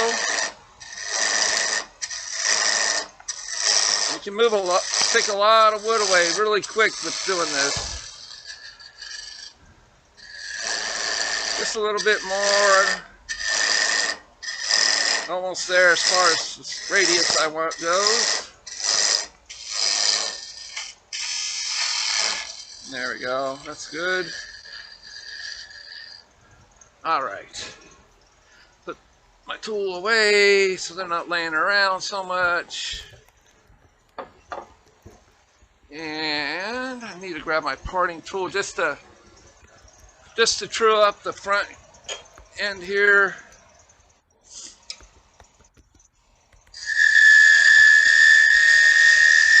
That is squealing because it's overhanging so far, so I'm giving a little bit of vibration with it. That's the wood saying, "Hey, I'm overhanging here." Ouch. It's a little, yeah, but saying, "Ouch, ouch, ouch." All right, so I'm just going to start shaping it. So it's going to be kind of like a soft V towards the middle. And then it's going to have like a cove, and then it's just going to come back out to where it's going to rest on top of the lid here. So just basically a cove to start. I'm just going to go back and forth here. Yeah, zoom in a little bit so you guys can see what I'm doing just a little bit better.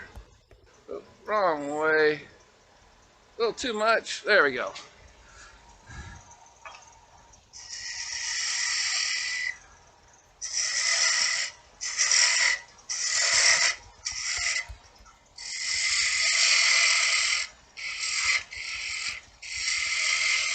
I'm going to stop right here because I want to hollow out the center part. It's kind of give it the knob kind of a unique look. It's still a little too big for me what I want, so I'm just going to take it down just a little bit more.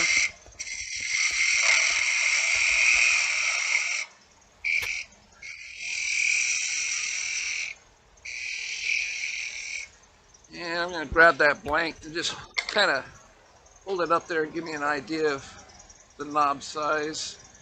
All right, just a little bit more. I'm just eyeballing everything here. I generally do that when I'm turning. I don't measure all that much.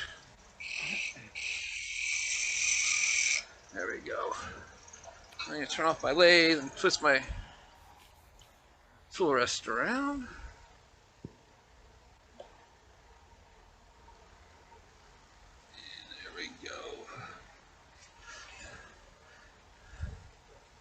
So I'm just going to hollow out this center part. I'm just going to start in the center and bring my tool outwards because this is end grain. I'm not going to try to fight end grain going inwards. So I'm just going to kind of use my spindle gouge sort of like a drill at first and then scrape it in. I'm going to, yeah, I'm going to change it when I get to that part here. So There we go. Yep. What we got? Yep, there we want. All right, let me adjust that down just a little bit. So. And I'm gonna just kind of, oh, everything's being jumpy today. Sorry about that. I just want you guys to have a good look at this. There we go. There you go. That'll hold on. Stop shaking, camera. All right. So I'm just straight in with the tool.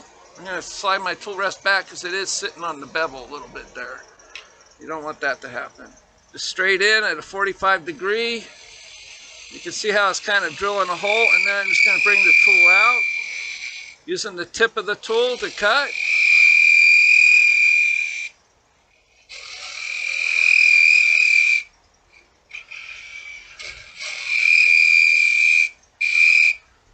There we go, a little bit of nubbin in there, so I'm cutting that out of there. There we go. That's as thin as I want to go with that. Just make sure the inside's nice. Yep. All right. I'm going to move my tool rest a bit closer. I'm going to give it a slight chamfer.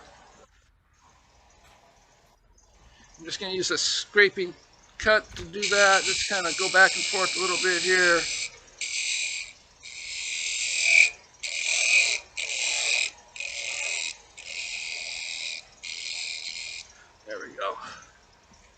Now I'm gonna turn my tool rester back around so I can grab this. I want it overhead. There we go. Now we're gonna get back to doing this part here. So I need to take a little bit more wood away now because I did hollow it out, so I can work on this a little bit faster.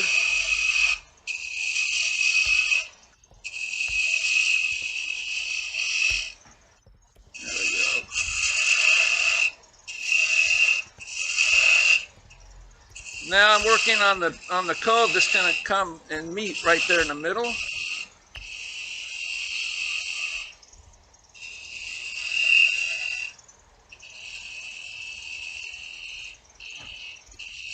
A tool mark there. Oh. All right, my tool's almost at 3 o'clock. I'm just going to do it a push cut towards the middle there, and then I'm going to swing the handle around, kind of create like almost like an OG. Oh. There it goes. Sometimes this walnut's kind of fussy when it comes to making it work right here. Bring that and just kind of meet that in the middle here.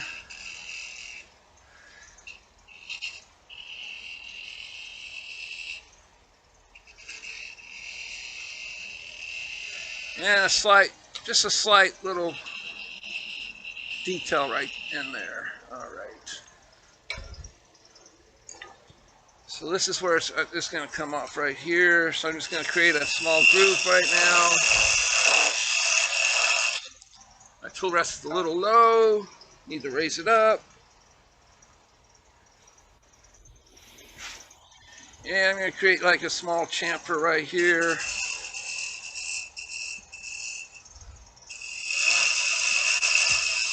Now the hole in the top is 3/8 of an inch in my lid, so I know how big of a tenon to make here.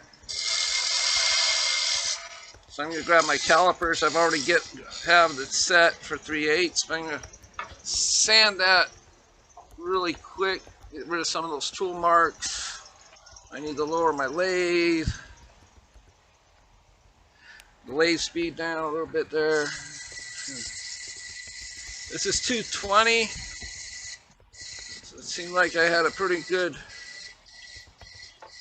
run as far as the tool control went. So I need to come under here.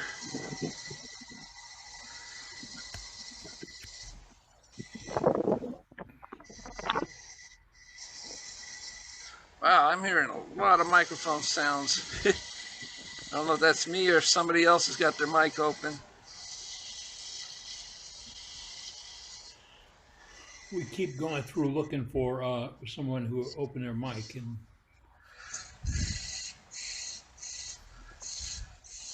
Sorry, it's me. I'm outside with wind. Oh, okay. Just curious. I could hear it. All right, so I'm going to get a lighter grit. Had some 400 laying up here. There we go.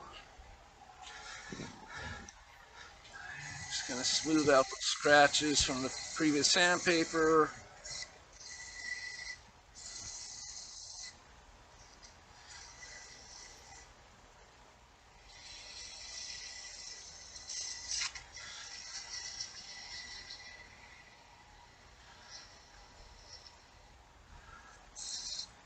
That should be good enough. Grab a paper towel just to dust all the sanding dust off of this. Walnut is notorious for holding on to its sandpaper here. So let me grab my calipers here, and I'm just going to see how far I am in the back. So I made the tenon extra long there because I like to make my measurements in the back and then work my way towards the front. There's nothing worse than having the wrong measurement at this point, since it's almost like you have to start all over again. So yeah, hard to put that wood back on. Yep. So I need to go just a little bit deeper. So I'm gonna stop my lathe before I jam that thing in there and just see how close we are here. All right, so we're almost there.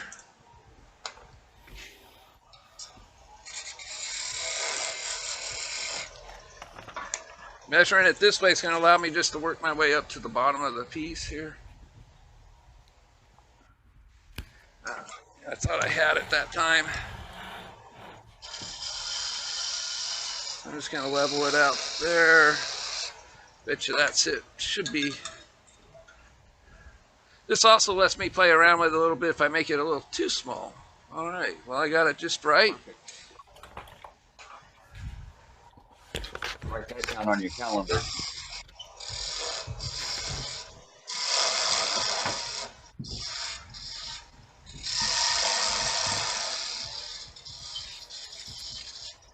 And I'm just going to measure all the way up and down just to make sure it's straight. Right, and now what I'm going to grab me my special small parting tool. I've sharpened on a slant, which allows me to make an undercut right here at the foot. That way, when I have a dome on top of the lid, this will sit nice and firm and flat on that dome. So I'm just going to cut on a slant, so when I go in this way, it's cutting the slant, and then when I get to the bottom here, it's flat up against the tenon.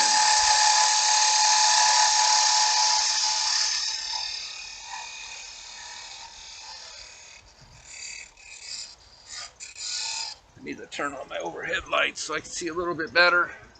There we go. Don't mind the shadows. Oh, that's fine. It's not whitewashed. All right. So now I'm just going to touch it, kind of make it some glue grooves in here. It helps hold the piece in the hole a little better, have a little bit of teeth for the glue to sit in. All right, so now I can just part it off. It also prevents squeeze out. Yeah, it really helps with that. All right, so now we got a nice knob, a little indent in the top. It's gonna look nice on that lid. So I need to switch out some tools here. Need to take that piece out. My chuck, put the screw center back in.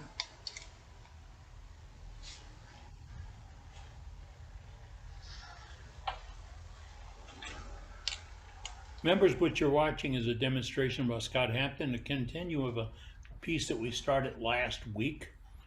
He's now creating a lid for it, and his demonstration from last week is available on our website, worldwidewoodturners.org. And if you're watching this and you are a member of a club or a gang or a crowd or whatever that likes wood turning or working in their shop, invite them to join us. It's absolutely free. It's the world's largest wood turning organization, and we're here to share information. No cost, no sponsorships, no commitments, just wood turning. Okay, Scott, all right. Go on. So this is bee cream. I've had this jar forever. The only time I use it, I put it on the screws. That way, if the piece is kind of hard to get off, it's actually easier to get off.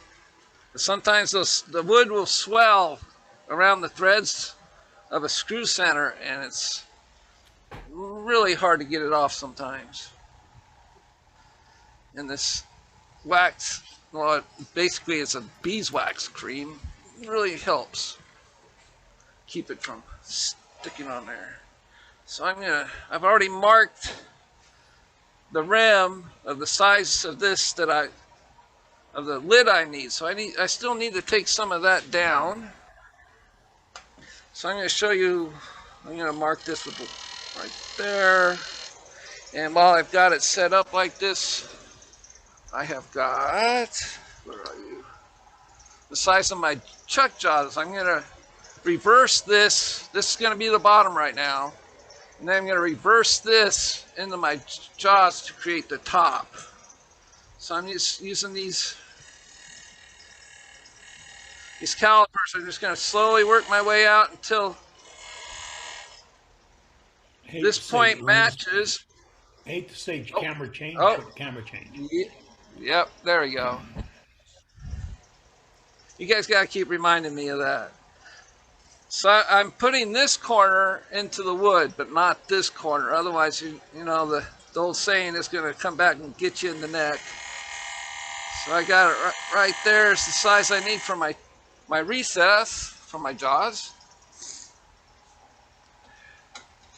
I'm going to mark that with a pencil too, just so I can see it and you guys can see it much better. So I need to grab me my bowl gouge, and I just need to take a bunch of this wood away. There's a couple of ways you can do that. So I'm going to show you both.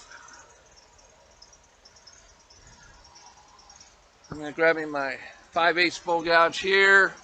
So you can start working your way down just by doing let's see if I can get a better shot of this. There we go. I need to zoom that out a little bit. Let's push it the wrong way. There we go. 45 degrees. And you can just go keep going, working your way back and forth, doing these kind of cuts. And I steered out of the cut by accident. I brought the tool handle into me. It should have already been in my side, and I was adjusting and made the tool handle come out. So you can just keep going until you get to the mark.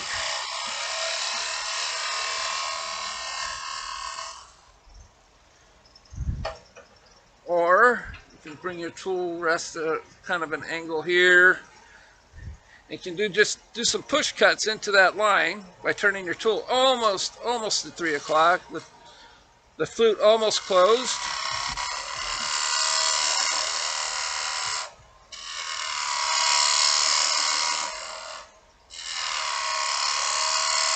And this is essentially a peeling cut using the side of the bevel right here.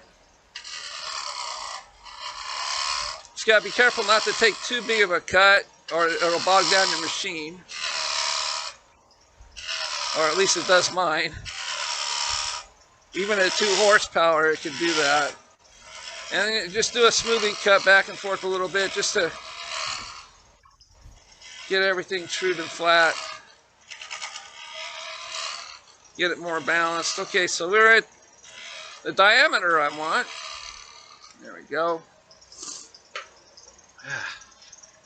Yeah, it's a little round, but all that's going to disappear in a minute anyway. So now I need to create the recess. I'm going to grab my parting tool to do that. Oh, you know what? I'm going to grab my Easy Wood tool to do that. That might work better. Square end Easy Wood tool. It's pretty much the only time I use them is for cuts like this. So you can just come in and basically a scraper.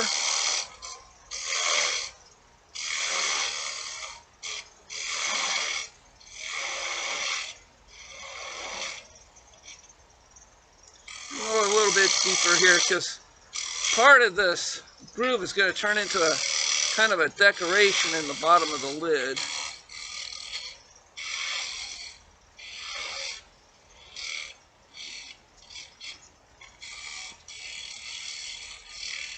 Kind of disguise the fact that it's a recess for that. So I'm going to go in just a little bit deeper.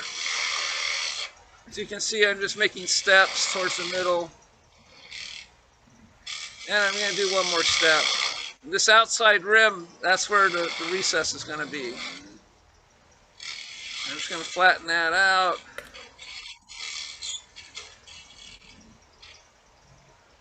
And now I'm going to kind of create a code that goes inward a little bit. That's why I went a little bit deeper than I needed to. So I'm just going to start on the inside here and just kind of dress that up a little bit. You don't want to go too deep. Well, you can always cut the groove a little bit deeper if you need to. I might do that with this. Just to make sure everything's going to hold. Just a little bit deeper. Not much. Kind of match the depths there. Grab me a nice little texturing tool here. Just stick it in the wood. It's a knurling tool.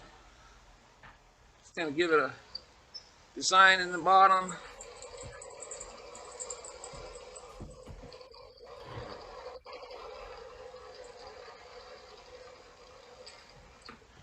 And grab me my point tool just to highlight that. Makes it stand out a little bit more. And I'll grab me my elf tool just to kind of create a little swirl right there in that center spot there. These are all texturing tools. If you go to my YouTube channel, Hampton Wood Turnings, I got a whole half-hour video on how to use these texturing tools if you guys are interested in seeing anything like that. And if you do go to my website or my YouTube channel, don't forget to subscribe.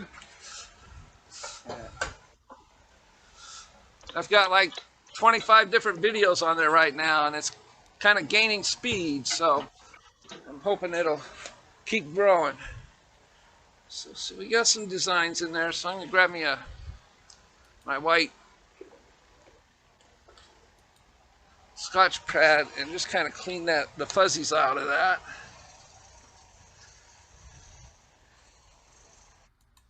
Kind of erases all those little nubbins that show up when you add texture.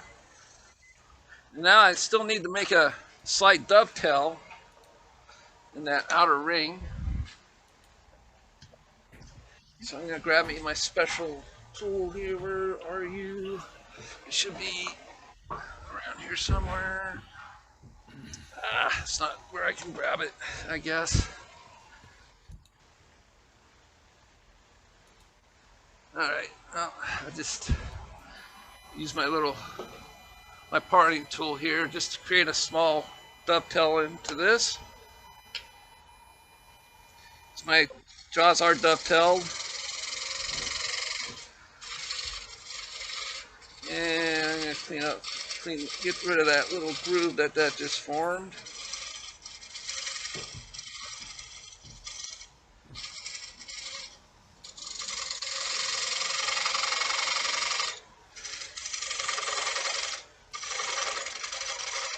There we go.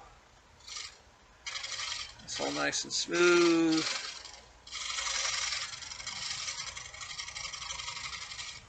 And I'm just going to grab me some 180 sandpaper and go over it real quick. Somebody's screen sharing. Whoops. Oops. Get that out of there. Yeah, that's not a kind of blocking my way. There we go. This is just 180. I just want to get rid of some of those tool marks for right now. There we go. Not use it on the texturing, just so we erase it really quick.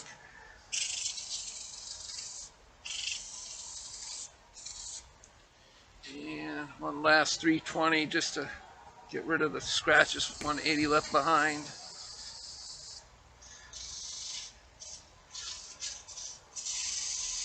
And I'm sanding at about 600. You don't want to go super fast when you're sanding. Or the sandpaper won't do the work you want it to. All right, now we can reverse this. It's surprising you can just go 1/8 of an inch like I did for the recess, and it will hold inside that chuck once you reverse it. There we go.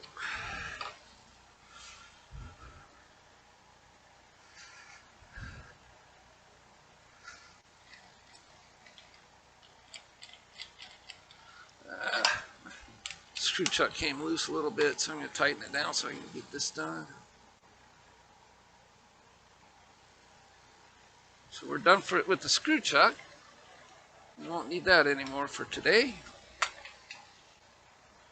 So I need to bring in the jaws, tighten them down, because I created a recess to where when I open the jaws, you just open just a little bit, just to grab, so it'll grab all the way around. You don't want it to grab on the points if you open too far. What you're going to end up doing, if your recess is too big for the jaws, it's going to only hold right here, here, here, and here, only on 4 points. So you want your recess the same size as your jaws. There we go. Make sure it's on the right spot there. Yep. Make sure I was recessing it into the right level there, the outer level. Okay, I'm looking at the horizon right here, and it is running true,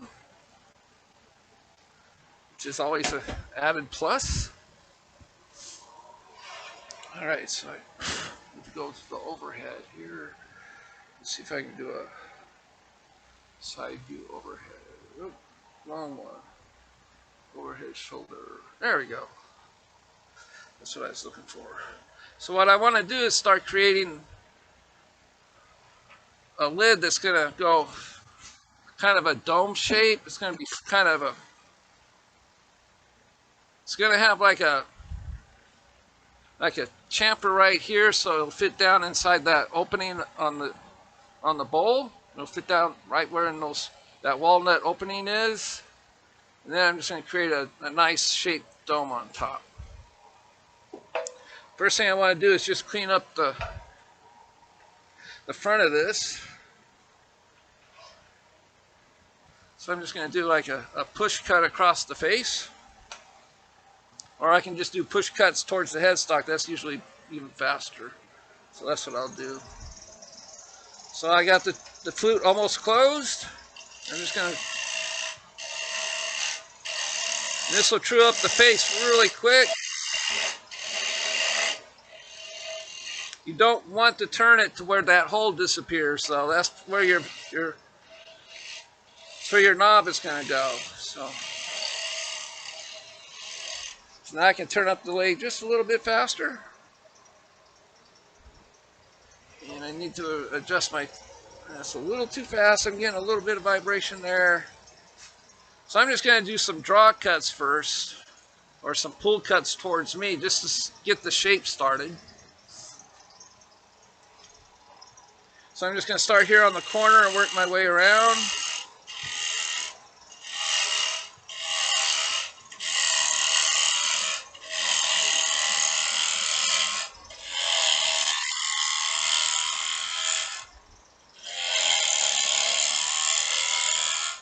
And I've got the tool in my side, and I'm starting on my left foot, and I'm leaning back onto my right as I make the cut.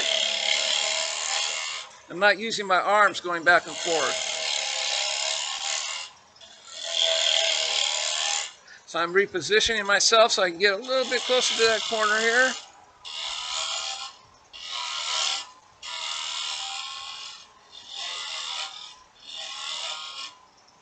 And I think I need to just make it a little bit shorter, so I'm going to bring my tool rest back around this way.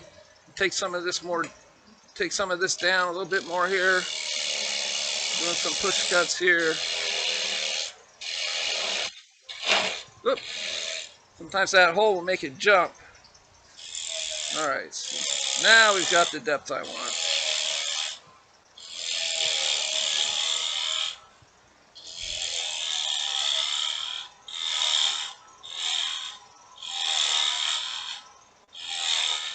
So I need to adjust my tool rest a little bit more so I can get around to the side here.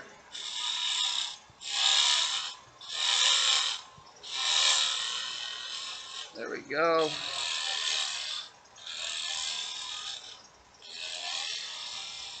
Just want to make sure you don't take any of this rim away, because that's the size of the opening for the bowl is. So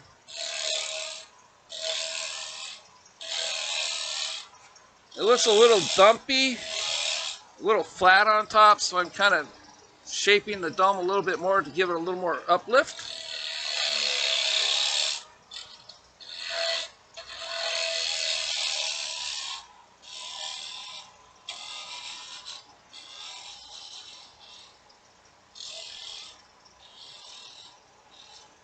And I'm going to grab that knob. And I might have took a lot of that hole out. I might have to re-drill it just a little bit. I'm not sure. It's just some stuff out in there. There we go. That'll work. And I'm just going to test fit the knob here. Okay, so it's sitting pretty right onto the, sitting flat all the way around, which is what I was shooting for. If it wasn't, you can always just adjust this shape a little bit. Just like that, and it'll glue in just like that. I don't use CA glue on any of my pieces. I always use wood glue or epoxy.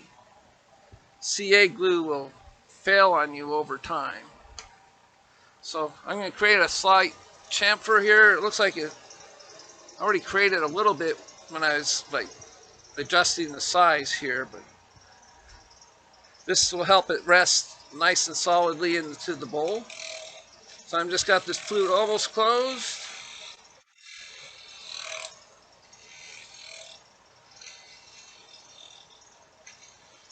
There we go. And I can still see a little bit of tool mark right there. So I'm just going to drop my handle a little bit and do a shear scrape.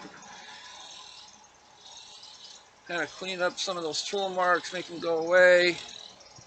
I'm going to swing my tool rest around, and I'm going to just above the hole here, I'm going to close my flute, and I'm going to zoom out so you guys see that bottom. You can see the angle I'm putting my tool at in that bottom window down there. You see how far I've got that handle dropped. Yep. I'm just starting to cut right above the hole. You don't want it here because that's a scrape. So you want to just above center. And the flute's almost closed, and you're just going to gently with your body just lean back with the cut. And you can see those, whoop, lost some of those fine shavings coming. I was going to show you guys the fine shavings there. See some show back up. And you can, it's just barely taking any off. That's pretty good for almost dry wood. I'm going to grab me a different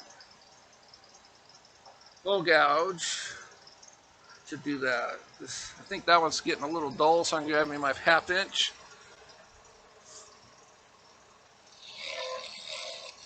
There we go. Shavings are better at this cut. I can tell right off the bat the shavings are a little longer. They're not as powdery. So that means I've got a sharper tool here. As far as I can go without adjusting my tool rest. And then I need to just flatten this out just a little bit. This will mostly be hidden by the knob there. So it's not real crucial that this part's cut perfectly. But this is getting the shape right. Getting rid of tool marks.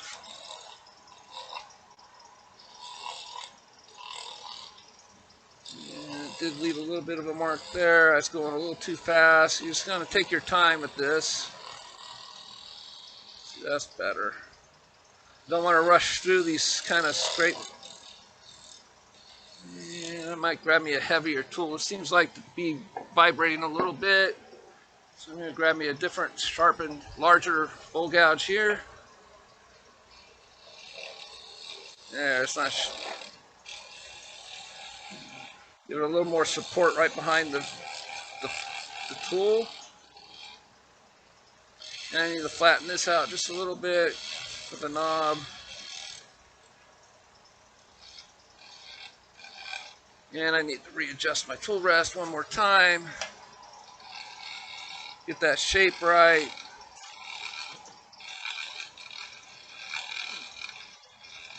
Now I'm looking at the horizon just to see. There is kind of a flat spot right in here I need to get rid of. There we go. So I'm going to grab me some 180 sandpaper. Turn down the lathe. And I'm glancing over at that piece. I can't see the cracks from here because it's across my shop, but we'll go over there and grab that in a minute here. Oh, lost it. Lost the tool. I got a bucket down there. My tools always land in. All right, that's a little too fast of a speed, I could tell. 600 is what I was after.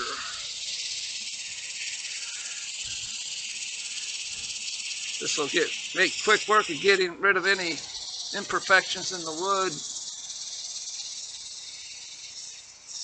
Help actually shape it more round, actually, too. We're going to clean up that chamfer. Try to keep this as crisp as you can where it meets the top of it.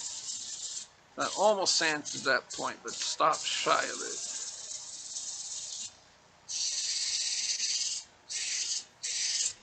All right. Grab me some 220 here.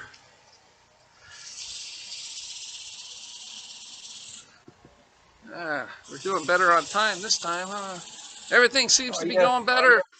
This one's going a little bit. This is going better than last week's. I tell you. Yeah, it is. It's a lot smoother. Glad the wood's cooperating for you, Scott.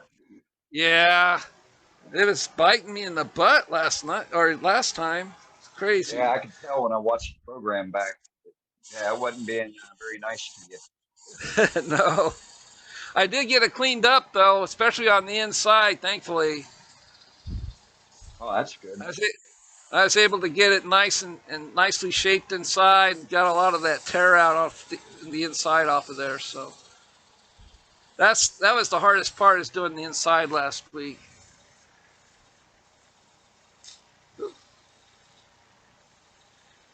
All right, I'm just gonna grab me a my Scotch pad. I'm just going to turn it and just kind of burnish it just a little bit.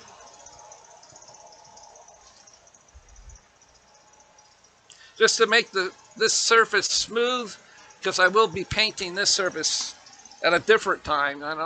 You guys don't need to see me do that twice.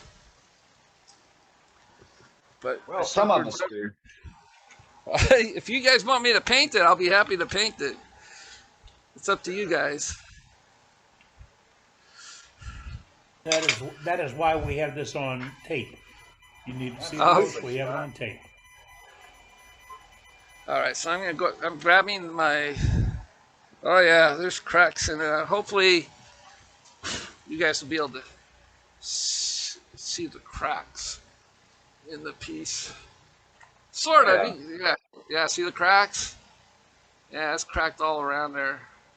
This came out a lot better than last week. That's pretty cool. All right, so I'm gonna take this mask off. I don't need. Yeah, it's kind of neat. It gives it a neat effect. Gives it like an old-fashioned kind of look. Now, does it? Will the paint flake off where it's cracked? No, it stays on there. I haven't seen anything flake off yet. I'll spray it. I'll spray it with an acrylic spray, clear gloss or satin or whatever might look good for. Oh, here's a really good spot where it cracked. Yeah. Yeah, but I'll spray a finish on it. But then this lid will fit right down inside there.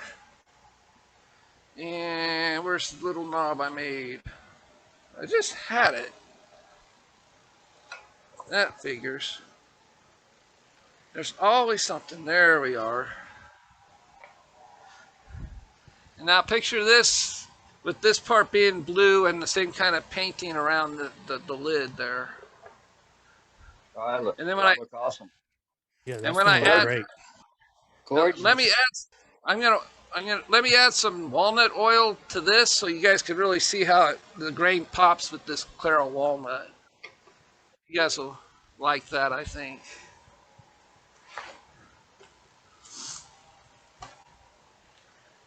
Change your camera position. Oh, I will, just a second. I'm not quite done there yet.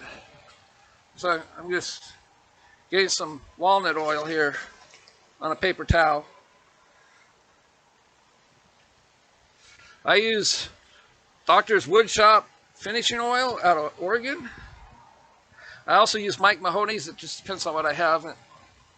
So let's get some oil on this. And I need to try to get it down inside there. Probably get a paintbrush to get it down into the bottom, maybe. Almost there. If I can get my paper towel down in there. There we go. Yep. You can really see this walnut pop with this oil. And it'll darken over time.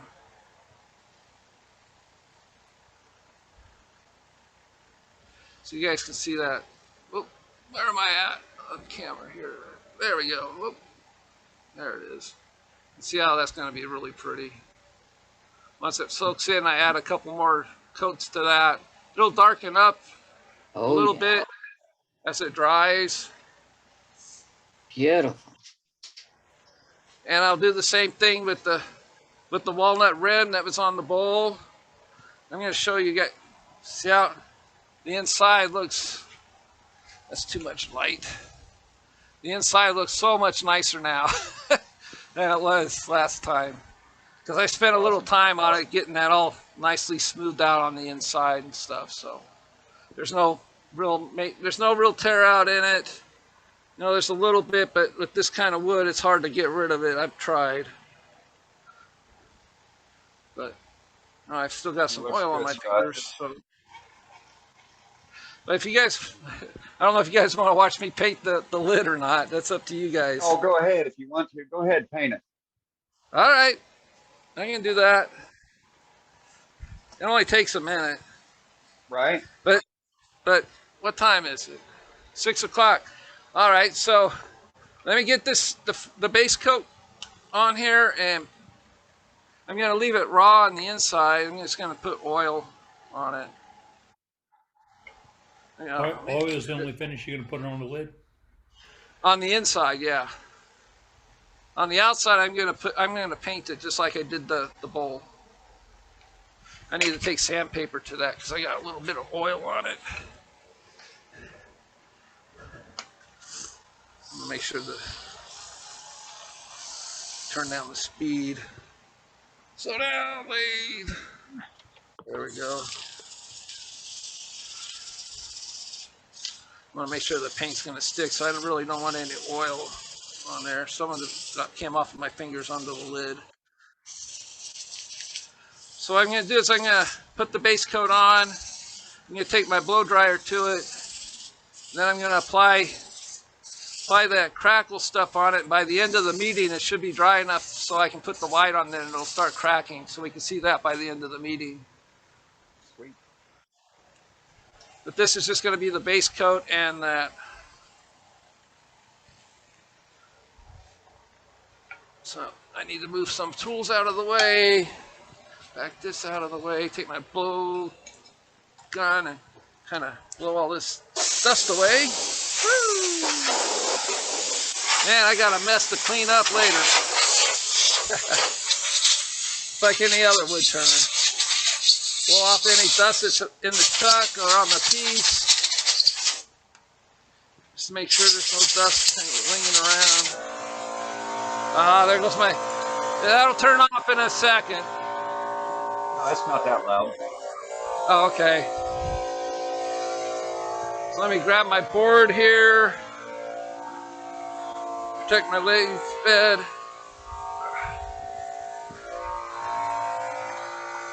All right, so instead of using a brush to put the base coat on, I'm using a sponge brush.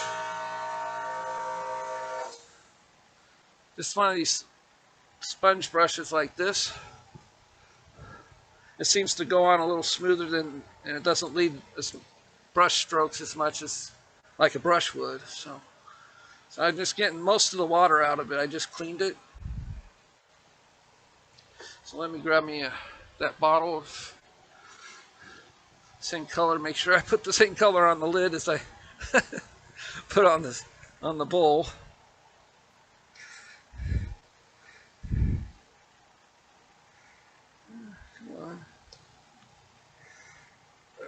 Come on, there we go. And we'll just put a little bit of the dollop on there and just kind of gently go across the surface. And work on the rim too, don't forget that part.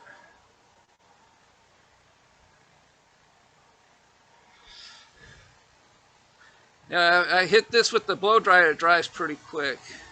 I don't want to do that with the Crackle though, because I don't know how to behave with the Crackle medium. So I'm not wearing my latex right now because my hands are pretty far away from this part, but I'll put them back on when I apply the white with the sponges. Oh, don't worry, you'll find a way to get it on you. Well, this is all water-based, so it pretty much washes off anyway, pretty quick. If you're not wearing the paint, you ain't painting. Yeah. So I'm going to do let's see. Trying to find a better view here. There we go. You guys can see that instead of the overhead stuff.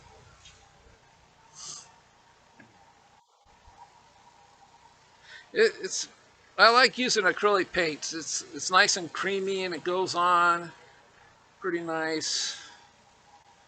It dries pretty fast. You can get it consistent. Yeah, you can get a consistent level out of it.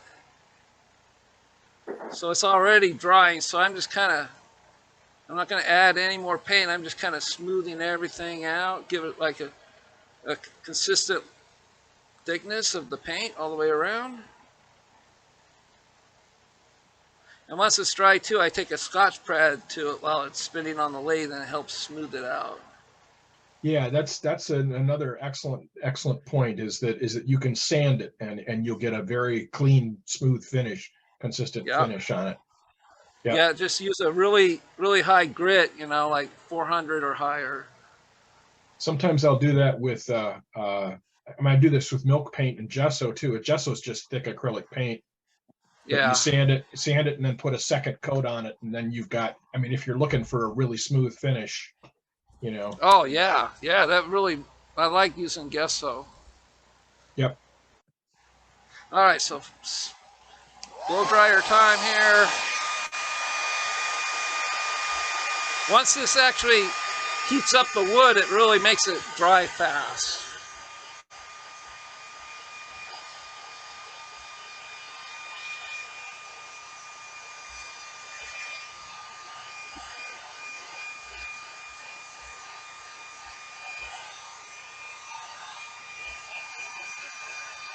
And it's probably already dry to the touch.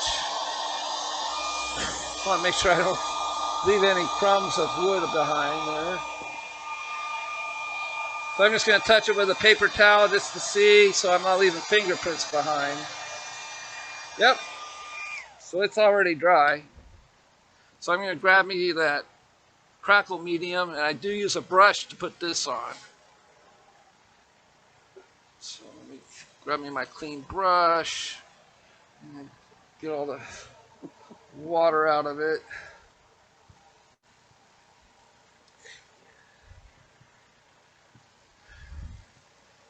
All right.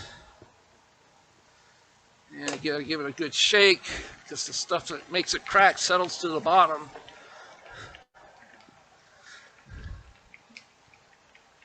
Now, I only apply this where I'm going to apply the white paint, really, so I'm not wasting too much of it. And it won't make the bottom coat crack. You can put it on top and it won't crack the base coat. Only whatever you put on top of it.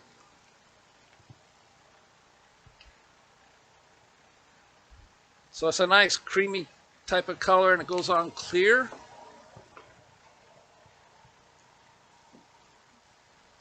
As you'll see here. So you can't, I can see how shiny it is just looking at it here, so. And it dulls off a little bit when it's dry. I'm glad it's kind of shiny though, because otherwise you wouldn't be able to see where you're painting it. So that stuff's kind of self-leveling, and doesn't. Oh yeah. Oh yeah, the brush strokes pretty much almost immediately disappear once you apply it. Right on, nice.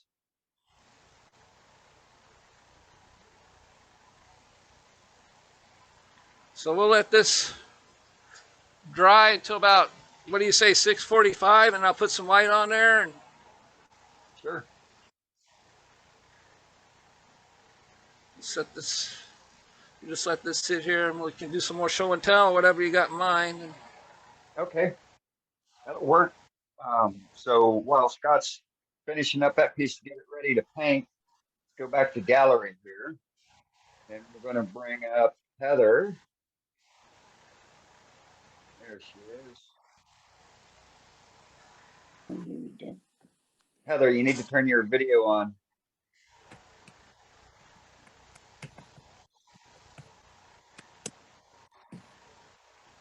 You there, Heather?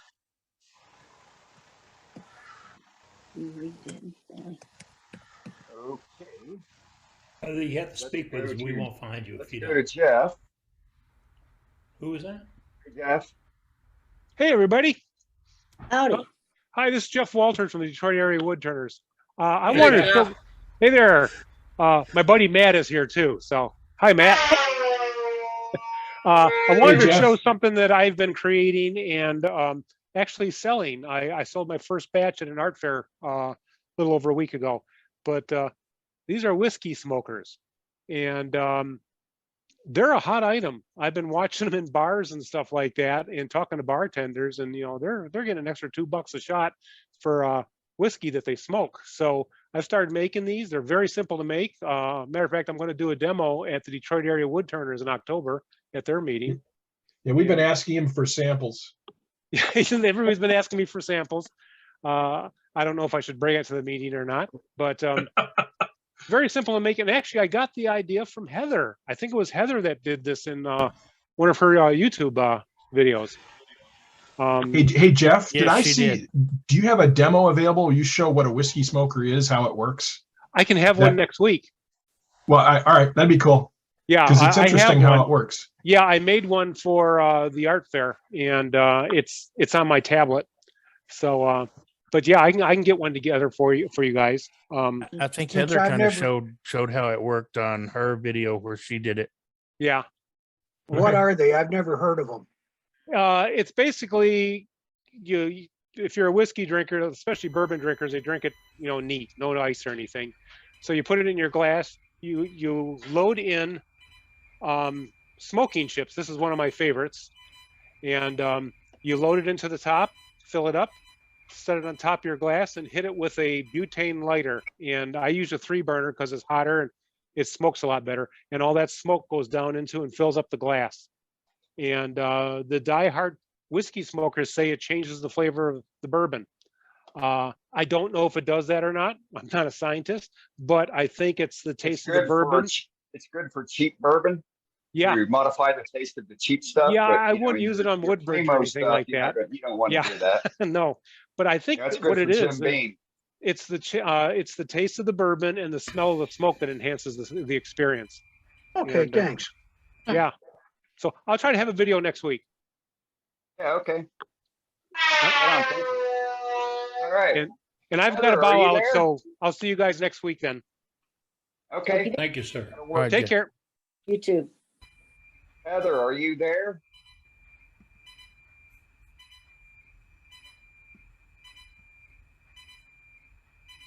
Okay. Heather, There she is. you're muted. Yeah, unmute Heather. Unmute. There I am. Hi. Hi.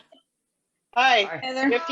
If you switch over to my Spirit Wind one, you might be able to see me better. Or The not. Hang on. Spirit There we Wind. go. I'll try that one. That might work. Okay. I have a planer going in the basement, so it's kind of loud. Oh, it's all right. My son decided to do some work tonight. Oh my goodness. Yeah, yay. So Beautiful. this is a let me see here. It's a spalted beech. Yeah. There's the bowl. There's the finial. Goes on top. Sorry, I'm working backwards here with the That camera. is very nice, Heather. Yes, it Finial. is. It's a hollow. Gorgeous. Oh my And that beach, I love beach anyway, but the spalted beach just Nice. has a killer look Yeah. to it. my. That's very There we nice. go. Yeah. So I Yes, have a sir. couple pieces here. I left it Yeah. pretty thick. Cleaner. I left it pretty thick because I wasn't, comfortable enough doing it really thin. What's the But I like finial it. made of? It's Wenge. Yeah. African Great Wenge. job. Great job on that Big finial. piece of Wingate. That's, Yes, it that was is. my very first finial. That's Nice. outstanding for a Very first. nice. That's Yes. Not good. at all. I have another What's your piece finish? here. What's your Thank you. finish, Pardon? Heather? What is your Um, finish? this was the General Marine finish. General salad bowl finish. That's what it was. Okay. General salad bowl finish. Very nice. I like it. It turns out really nice. And this is another piece of the Wenge that I have. Oh my This goodness. square bowl. I Yes. like that. Nice job. Yes. Very Nice job. Nice job not getting any Can't carrot really on it. can't really see Really. the grain very well. There we go. That's a little better. Those wow. are not easy. No, No. Wenge is a very tricky wood to turn. Yeah, very dusty. Yeah. But I have Very splintering. medical. I have medical N95 masks that I wear, so that keeps all the particles out. Very nice. Nice job. Beautiful. Thank you. Am I allowed to show one of my carvings that I did? It's not turned, Sure. but it's just a carving. Very nice. Sure. Awesome. Do it. Yeah. There's a. Oh, wow. cool. That's one of my That's carvings. beautiful. Holy mackerel, that's gorgeous. Was it turned Nice. first Wow. and then carved? No, just carved out of a piece of board. It was this board actually. Oh, It's a cool. piece of mahogany. It That's used to be impressive. shelving out of a closet. Wow. Wow. Both Do that all sides are with- the same. You did that with hand tools or any kind of Hand tools, Dremel, and just a lot of elbow A grease. lot of sandpaper. A lot of sandpaper. Good time. very Yes. nice. Yeah. It's actually surprisingly easy to carve. It's very, Yeah, very mahogany light is. wood. Yeah, it is. Really pretty. Yeah. Now, Right. I just turned my first piece of mahogany and was amazed and, how and soft show and them the leaf easy it is. that's on the bottom part. Your texture there. That is gorgeous. Yeah, Yes. it's just carved. Yeah. That is beautiful. It's on both sides. Did you I do thought I that was with seeing something rotary there. tool or hand gouging? Yep. Just the rotary tool. Very nice. Very Yeah. nice. Wow. Thank you. That's all. Right on. That's all Thanks for tonight sharing. anyway. Pardon? Great. That's it. Thanks for sharing. Thank you. Yeah, that's great, Thank Heather. you. Thanks. All right. Thanks. Go to Doug. Yeah, Doug. Hey, I've been working on using up some of my wood that's been laying around forever. Ran across a couple of small walnut logs, and so I decided to work on this one for a while. It's still on the chuck because the bottom is still on it. I just got my finish pretty well done. I've got a little hand buffing to do on this. That's You can see beautiful. the wing got really thin. This actually came off the lathe one time, and it was already cracked, but when it came off the lathe, that didn't help the crack any, and so that one wing got really short. Let's see if I can get, there you go. Now you can see the whole thing. But the long wing is awfully nice, and Wow. it came out pretty good. Got a little bit of a, well, can't get, trying to get where you can see how much it shines. But anyway, it's got about 12 coats of lacquer. It's got to be buffed out yet. It's front and back the same. I can't So believe you're going that- to get that thing any that- more shiny than And it that- is. Yeah, That's really. That beautiful. short wing gives it a very unique look. That's cool, Doug. Yeah, really does. it's more like a gravy boat or something. Yeah. For the That side. is gorgeous. That's It's, nice. Green Nice Giant piece. ice cream scoop. Did you hear that? I was going to say giant Jolly scoop. Green Giant ice cream scoop. Oh, Okay. well, it's not all that big, really. It's only about, what is that, about 8 inches long from end to end. And from the very bottom up to the top of the long wing is only about 3.5, 4 inches. It's not all that big. Yeah, that's a small serving of ice cream, right? Yeah. Not Texas size for sure. But yeah, that finish is will get a gorgeous. little shinier when it's buffed out. It's still got some texture, even though it's sprayed lacquer. And the last 2 coats were heavy coats. They were my last 2. They had, I guess, 10 coats or better. It may have had 12 coats on there that were all light, and then I put 2 heavy coats on to finish it. But there's still a little bit of texture in the surface. So when I buff that out, it'll be even shinier. That thing is so shiny now you can't see the grain. Little just shinier. He's just showing off. Yeah. That's beautiful. Gorgeous. That's beautiful. Wow. It's a nice little Right. piece of walnut. It's been laying around in my shop for 10 years or better. Jeez.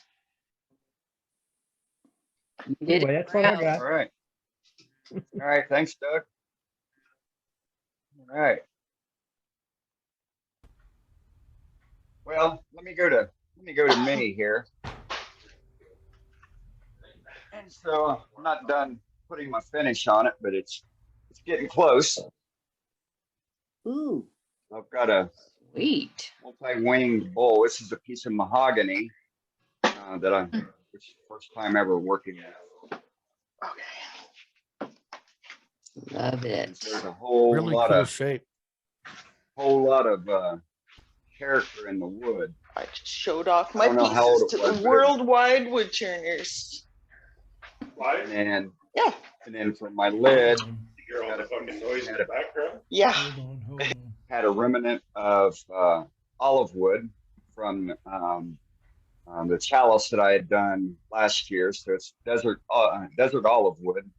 a little bit of resin in there. And then the finial is out of curly maple, and I dyed it to give it a little bit more character to it and match the overall piece. The bottom, the lid's only 3/16 of an inch. Started with a bead, cut part of the bead off to match the seating rim on the bowl here. So, Oh, that's beautiful. Sweet. And so doing tung oil finish on it, so it finally stopped soaking up the oil after about 4 coats, and so now I'm just building the finish as it goes. Nice. That is gorgeous. That's it for me. Nice. Very nice. That's cool. Beautiful. Thank you.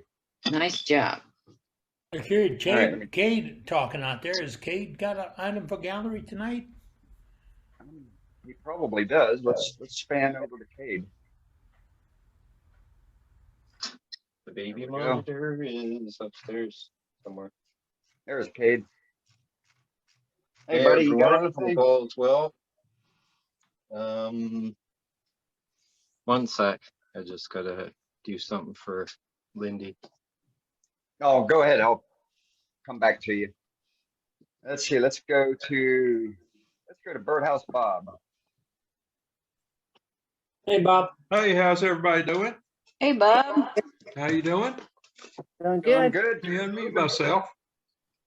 Okay. No, you're unmuted. Friend of mine gave me a piece of cherry, and she wanted to know if I could make something out of it for her. She said, and so I tried making a hollow form out of it. Well, it had a big old split in one side. So this is what I made out of it. Ooh. Took it, the split was right here. Well, I like that. So I thought, well, I'll just cut it away. I love it.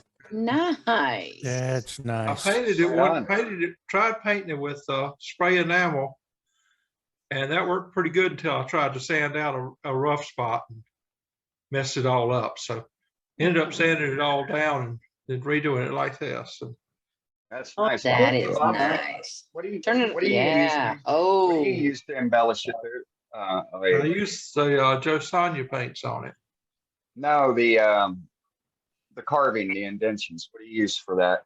This is used a 1/4-inch carving burr. Okay. And I was too lazy to do the whole thing, so I just decided to do a strip of it. Yeah. I like that. That's nice. That is neat. I like that back side. Looks like marble. Uh-huh. Yeah, that's Gives really me an cool. Yeah, idea. pearlized. Yeah, that, What kind of wood? What kind of wood was it? it's cherry. Cherry. That is Oh, yeah, that's- neat. Your That's a backside of beautiful that is picture. that the did you use airbrush to push the paint around, or did you blow it No, around? I or used how'd my you air do- compressor. Thank you.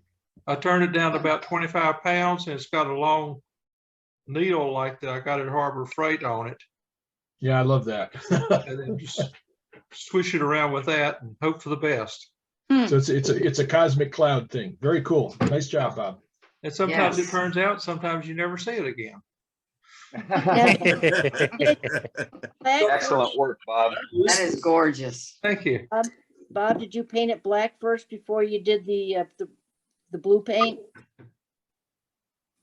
I do what? I didn't hear you. Okay.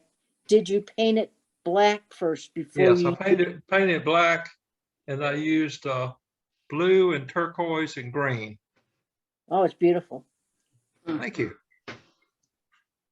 Great job. Thank you. All right. Let's Thank see you. Howard King. Hey, Howard. Hey. Hello. Oh, we got you. We got Got you. it. Got me? We Okay. got Well, I was going to go to SWAT and leave today, but I came down with COVID last week, so I've been kind of staying in the Oh, house. So, man. Sorry to hear Sorry to that. hear that. so I Sorry had to to hear cancel, that, Howard. I had to cancel my reservations and everything. But anyway, I got this little piece here. Oh, Oh, yes. Hey. Look at that. This Well, I'm piece of, glad I showed my piece before you showed yours. I was no. I should have shown mine before yours. But anyway, this piece of cherry, and that's gorgeous. I've been working on these this type finial and this. Oh. Oh, that's cool. It But is anyway, good. it fits in there. It's threaded and Well, that's neat. it's in there. Blackwood? Yeah, it Is that is. Blackwood, Howard? But this is Blackwood and uh I can't remember. I'm trying to remember the wood on this. This is it's been dyed black. Okay. These this part's Blackwood, but this part is Dyed. Okay. not dogwood, but Redbud. well, anyway, well, anyway. But anyway, it's wood. It's wood, right? Tree wood, that's what it is. I was showing it to a friend, and he was going to unscrew it, and he grabbed a hold of this, and he broke one of the tines on it right here. I don't know if you can see that. Oh no. Do you seal your friend? I hope he Pardon? offered to buy it. Well, anyway, anybody got any suggestions on how to camouflage that? Can y'all see that? Little I break. can't see it. Yes. I can't see it. There's a little break right there on that one. What I've done in the past is I've used some of that gray epoxy. Right. It's 2-part epoxy. You mix it, and while it's still malleable, you sort of fold it over there, and then you sand it when it's cured. Then you sand it flat. I mean, like treat it like Bondo. You know what I mean? Like you were fixing a car. Yeah. And then you just have to get the black color the same, because once it's dry you can color it. I think I'll just leave it. There you go. Camo duct tape. Yeah. It'll turn into a lot of sanding. But this is Brazilian cherry here. This part that is threaded. So that's real good and tough and hard and everything. And so anyway, this took quite a while. That's pretty neat. That's really Laid pretty. it out. Howard, you might be able to Howard. fix that break with black CA. I don't know. Hey, I hadn't even thought about that. Yeah. You can use some camo duct tape over it and you can't see it. Good one, We Bob. got Bob. Oh, you shouldn't have asked, Howard. You shouldn't have asked. You could use they make that wood filler, that wood putty too. You could use that too. That they make a special wood putty epoxy that the duck carvers use for the eyelids, and that's the proper way to get in there. Put your piece in there. You can form that in there. You can carve it, sand it, paint it, and hide it totally. Wow. But Well, some so- of the duck carvers use it for making eyelids on their ducks. Oh, Are okay. YouTube on that then? Probably. There Probably. absolutely is. Yeah. Probably. So Well, Howard, anyway. what do you use? Howard, what do you use to cut your spirals in? You use an angle grinder on the main base there. Well, I laid it out, and then I had a Dremel, and I worked on it. Okay. Then I took strips of sandpaper, cloth sandpaper, and put in there, and Right. sand Yeah. it down. Goodness. The big problem was trying to get all these to look exactly the same size. Yeah. That was a big problem. Mm-mm. And also, when you come down with the diameter, they get smaller, then gets Yep. larger, then starts getting large. But Smaller trying to again. get all of these to look exactly the same Yeah. and to finish out these How long did it take you to do it? couple of weeks. That is nice. Lots of elbow grease on it, Yes. So yeah. But anyway, so Mm-mm-mm. but I Well, thought the it came end- out the very end good. product was certainly worth the time. Yeah. Yeah. Right. Yes, Very very nice. nice. I was hoping you had an easier way of doing that.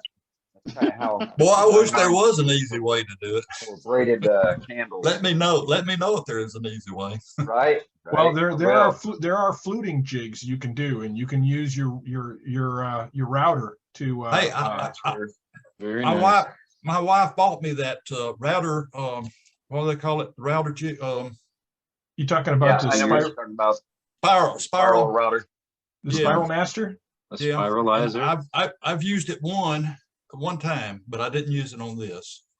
And so I'm still trying to figure out, yeah, Spiral Master. That's what it is, Spiral Master. Yeah, I can't find that anymore to buy it. The website's down or something. I tried the Spiral Master on a piece of cherry and it just tore, I just tore the thing all totally up. So I set it aside and said, let me think about it for a while. So right on. Well, thank you, Very Howard. nice, Howard. all right. Oh, thank you. Love it. All right. Let's go back and see if Cade's ready. There he is. Hey, how's everyone going? Good, good.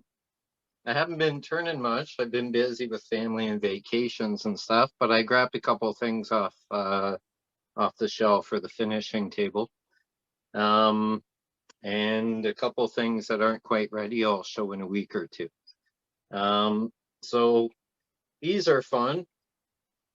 They're little flower type forms that you can make out of end grain logs. It's all one solid piece. The inside is like a live edge bowl, but it's end grain. And they're just a nice display piece to put like your rings or your engagement rings or potpourri or earrings or diamonds in to display safely. That is out of black cherry. And we can see where can see the shine. The inside isn't as shiny. I have to refinish it. Actually, no, it's not too bad.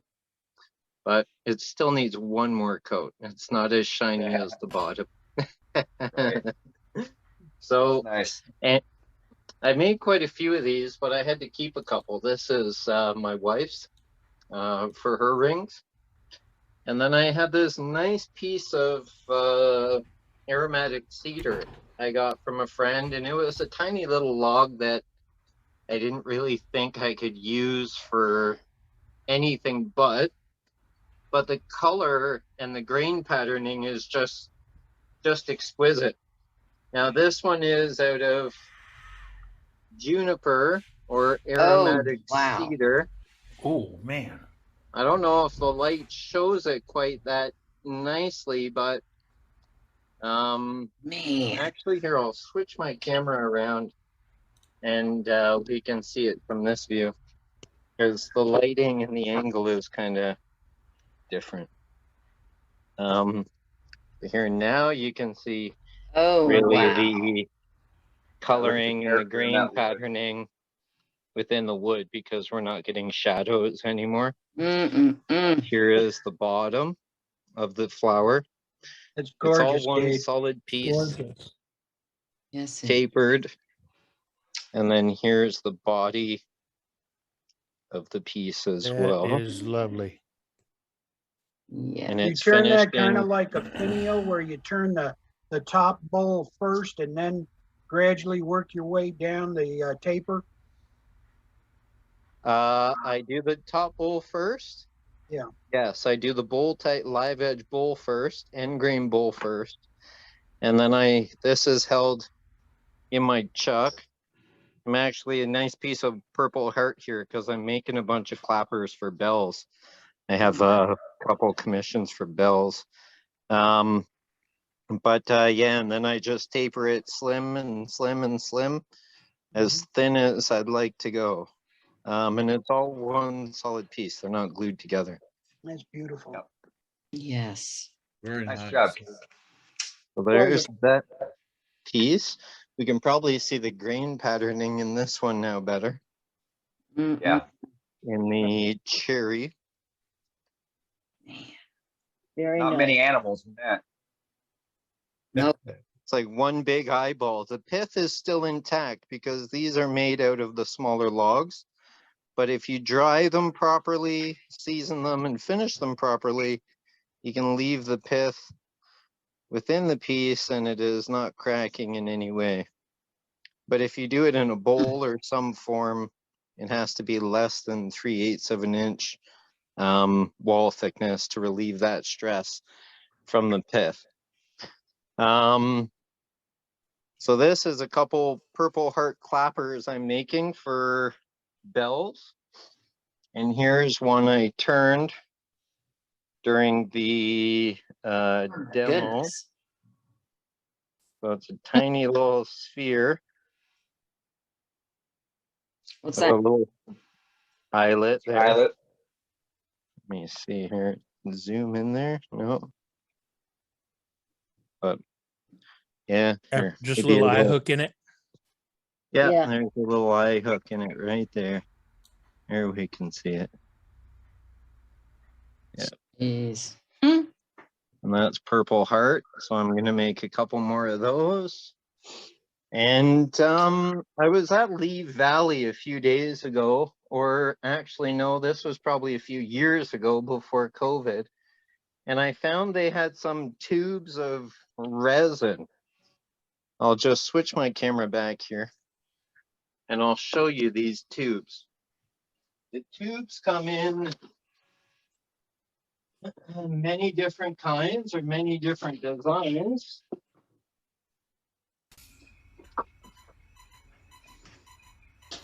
So here I have one that is like a, actually maybe if I tilt this better, I'll have better lighting. There we are. So this is one, what is it? It's polyester resin.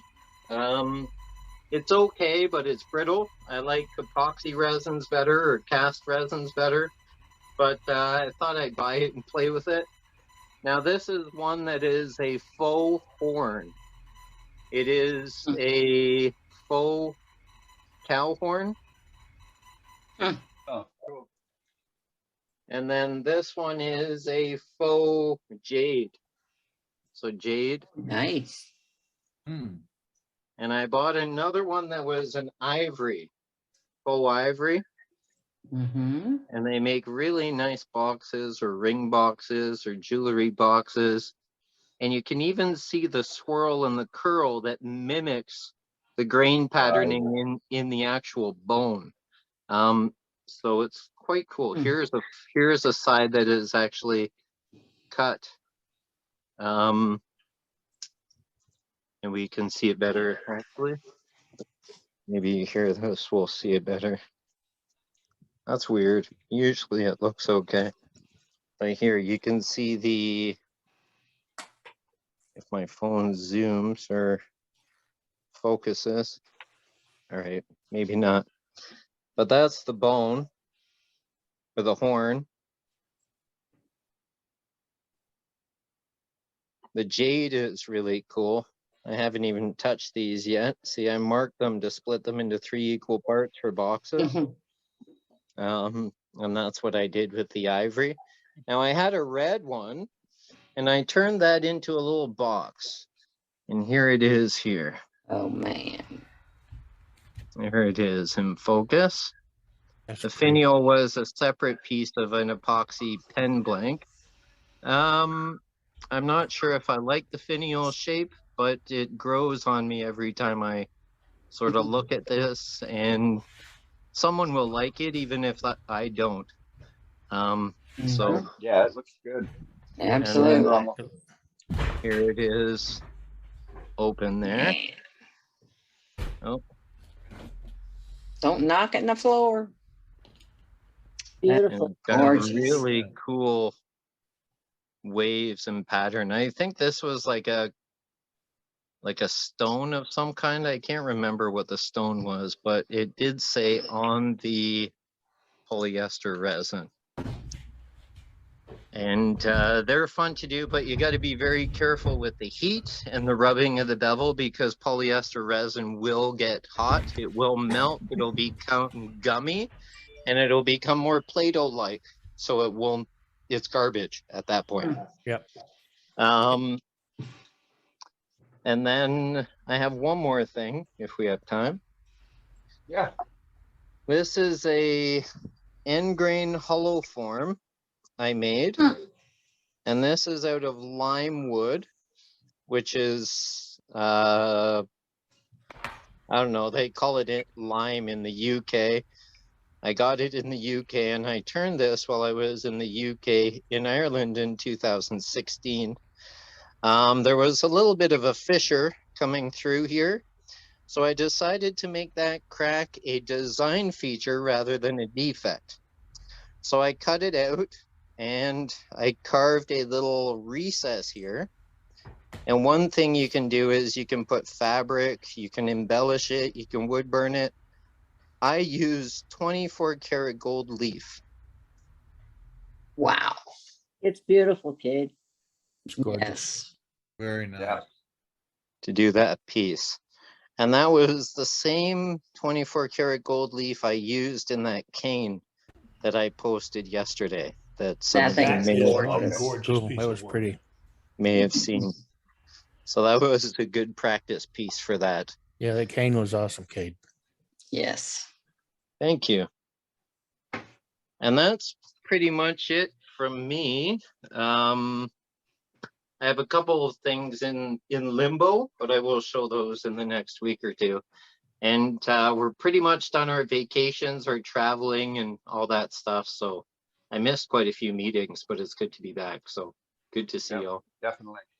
Yeah, we've missed you. Thanks, Cade. And we can Thanks, see everyone. that Cade has not missed a puddle. Cash has not missed a water puddle in Canada. Right? No. Yeah, he's still batting 100%. Yeah, he loves them. He's searching for them. I took the baby gate down one day because I put his shoes on and we were going to go for a walk and I forgot something in the living room. Well, I ran into the living room and he already beelined it to the kitchen and he was around the corner and he was playing in the cat's water dish and he was splashing in it just like he was in that puddle a few days ago. So it was quite funny. I couldn't give him trouble. It was so cute and hilarious. I just wiped the water up and continued on Hey, again. trust me, that the cuteness will wear off. Yeah.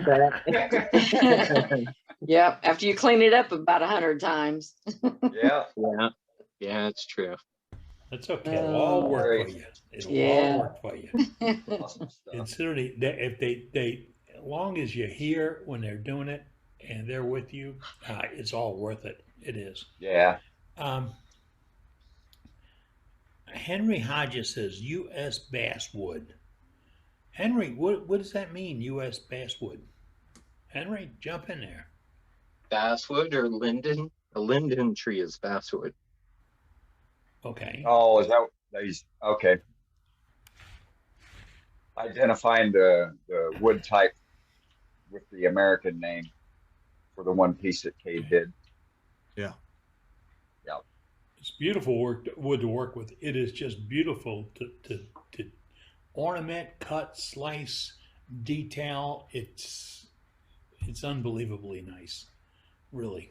But if you get it from the UK, it's expensive. So yeah, grows like a weed out here in North America. In fact, my That's sister good for carving. had a linden tree in front of her house, and I know that thing was more than 100 years old, and it split in two during that one winter storm last year. Ooh. How much of it did you get?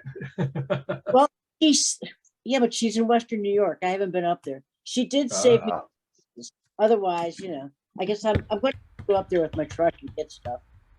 Yeah, I've had a long talk with my neighbor that has the linden trees in his yard, and if he ever has any of the branches come down, to immediately call me. Yeah, it's great stuff. It's really good for carving. It cuts like butter, and it still holds really good detail. So it does. It does. If you're an ornamental turner, you or have an ornamental lathe, you understand how well it cuts and slices, because it'll take a detail and hold the detail, just like Kate said. It'll hold it. All right. Are we ready to jump back to Scott and see if he's got that piece ready to talk to us about? Well, I don't see why not. Sure. Let me scroll through here and find it. Quarter to the top of the hour, and we normally pull the plug in about 17 minutes. So, but Scott, are you with us? There he is. Let me put my mic on. Hold on 1 second. What? Now we got you. There you go. Oh. All right. I think you guys can hear me now, right? Yes, Yes, Sir. Yep. All right. So we're just going to dab some paint on here like we did the other one. We're going to use the sponge again and make this puppy crackle, I hope. My shop is so warm that I'm sure the stuff is settled up. So I need to get my sponge a little more wet here again, squeeze some of that moisture out. All right. Camera, Scott. Oh, sorry. Yeah, well, let's do a side view. There we go. All right, so I'm dabbing just a little bit on paper towel, and I'm just gonna, it's getting a little too thick, so I'm just come back here and pick some of that up and work it the way around there. So this stuff, it kind of shines, it dries kind of glossy, but that's good because it tells you where it's at on the piece that you need to cover it up. And that'll tell you where it'll crack. I was trying to download the picture that was my inspiration. I sent a picture to Dane of it by email, but I haven't been able to get it to come up on my computer. I can probably do a screen share of it. That way you guys have an idea where I got the idea for this bowl. So if I get that on there, and we're just going to let this, it's already starting to crack. I can see it. I'm just filling in spots now. Yeah. Yeah, it starts to crack pretty quick. Yeah, didn't take long. This is going to be very pretty. Now I'm going to put, coats of either gloss lacquer or acrylic on it and polish it up. And it's going to look like ceramic when I get done. And that's where I got my inspiration from. It's a ceramic piece. That's a piece of, come on, it's a piece of sponge getting stuck on there. There it goes. So let me pull that up on my computer real quick. I can screen share my inspiration for this. And you guys are going to get a really good idea of what I'm going after here. So let me pull that picture up.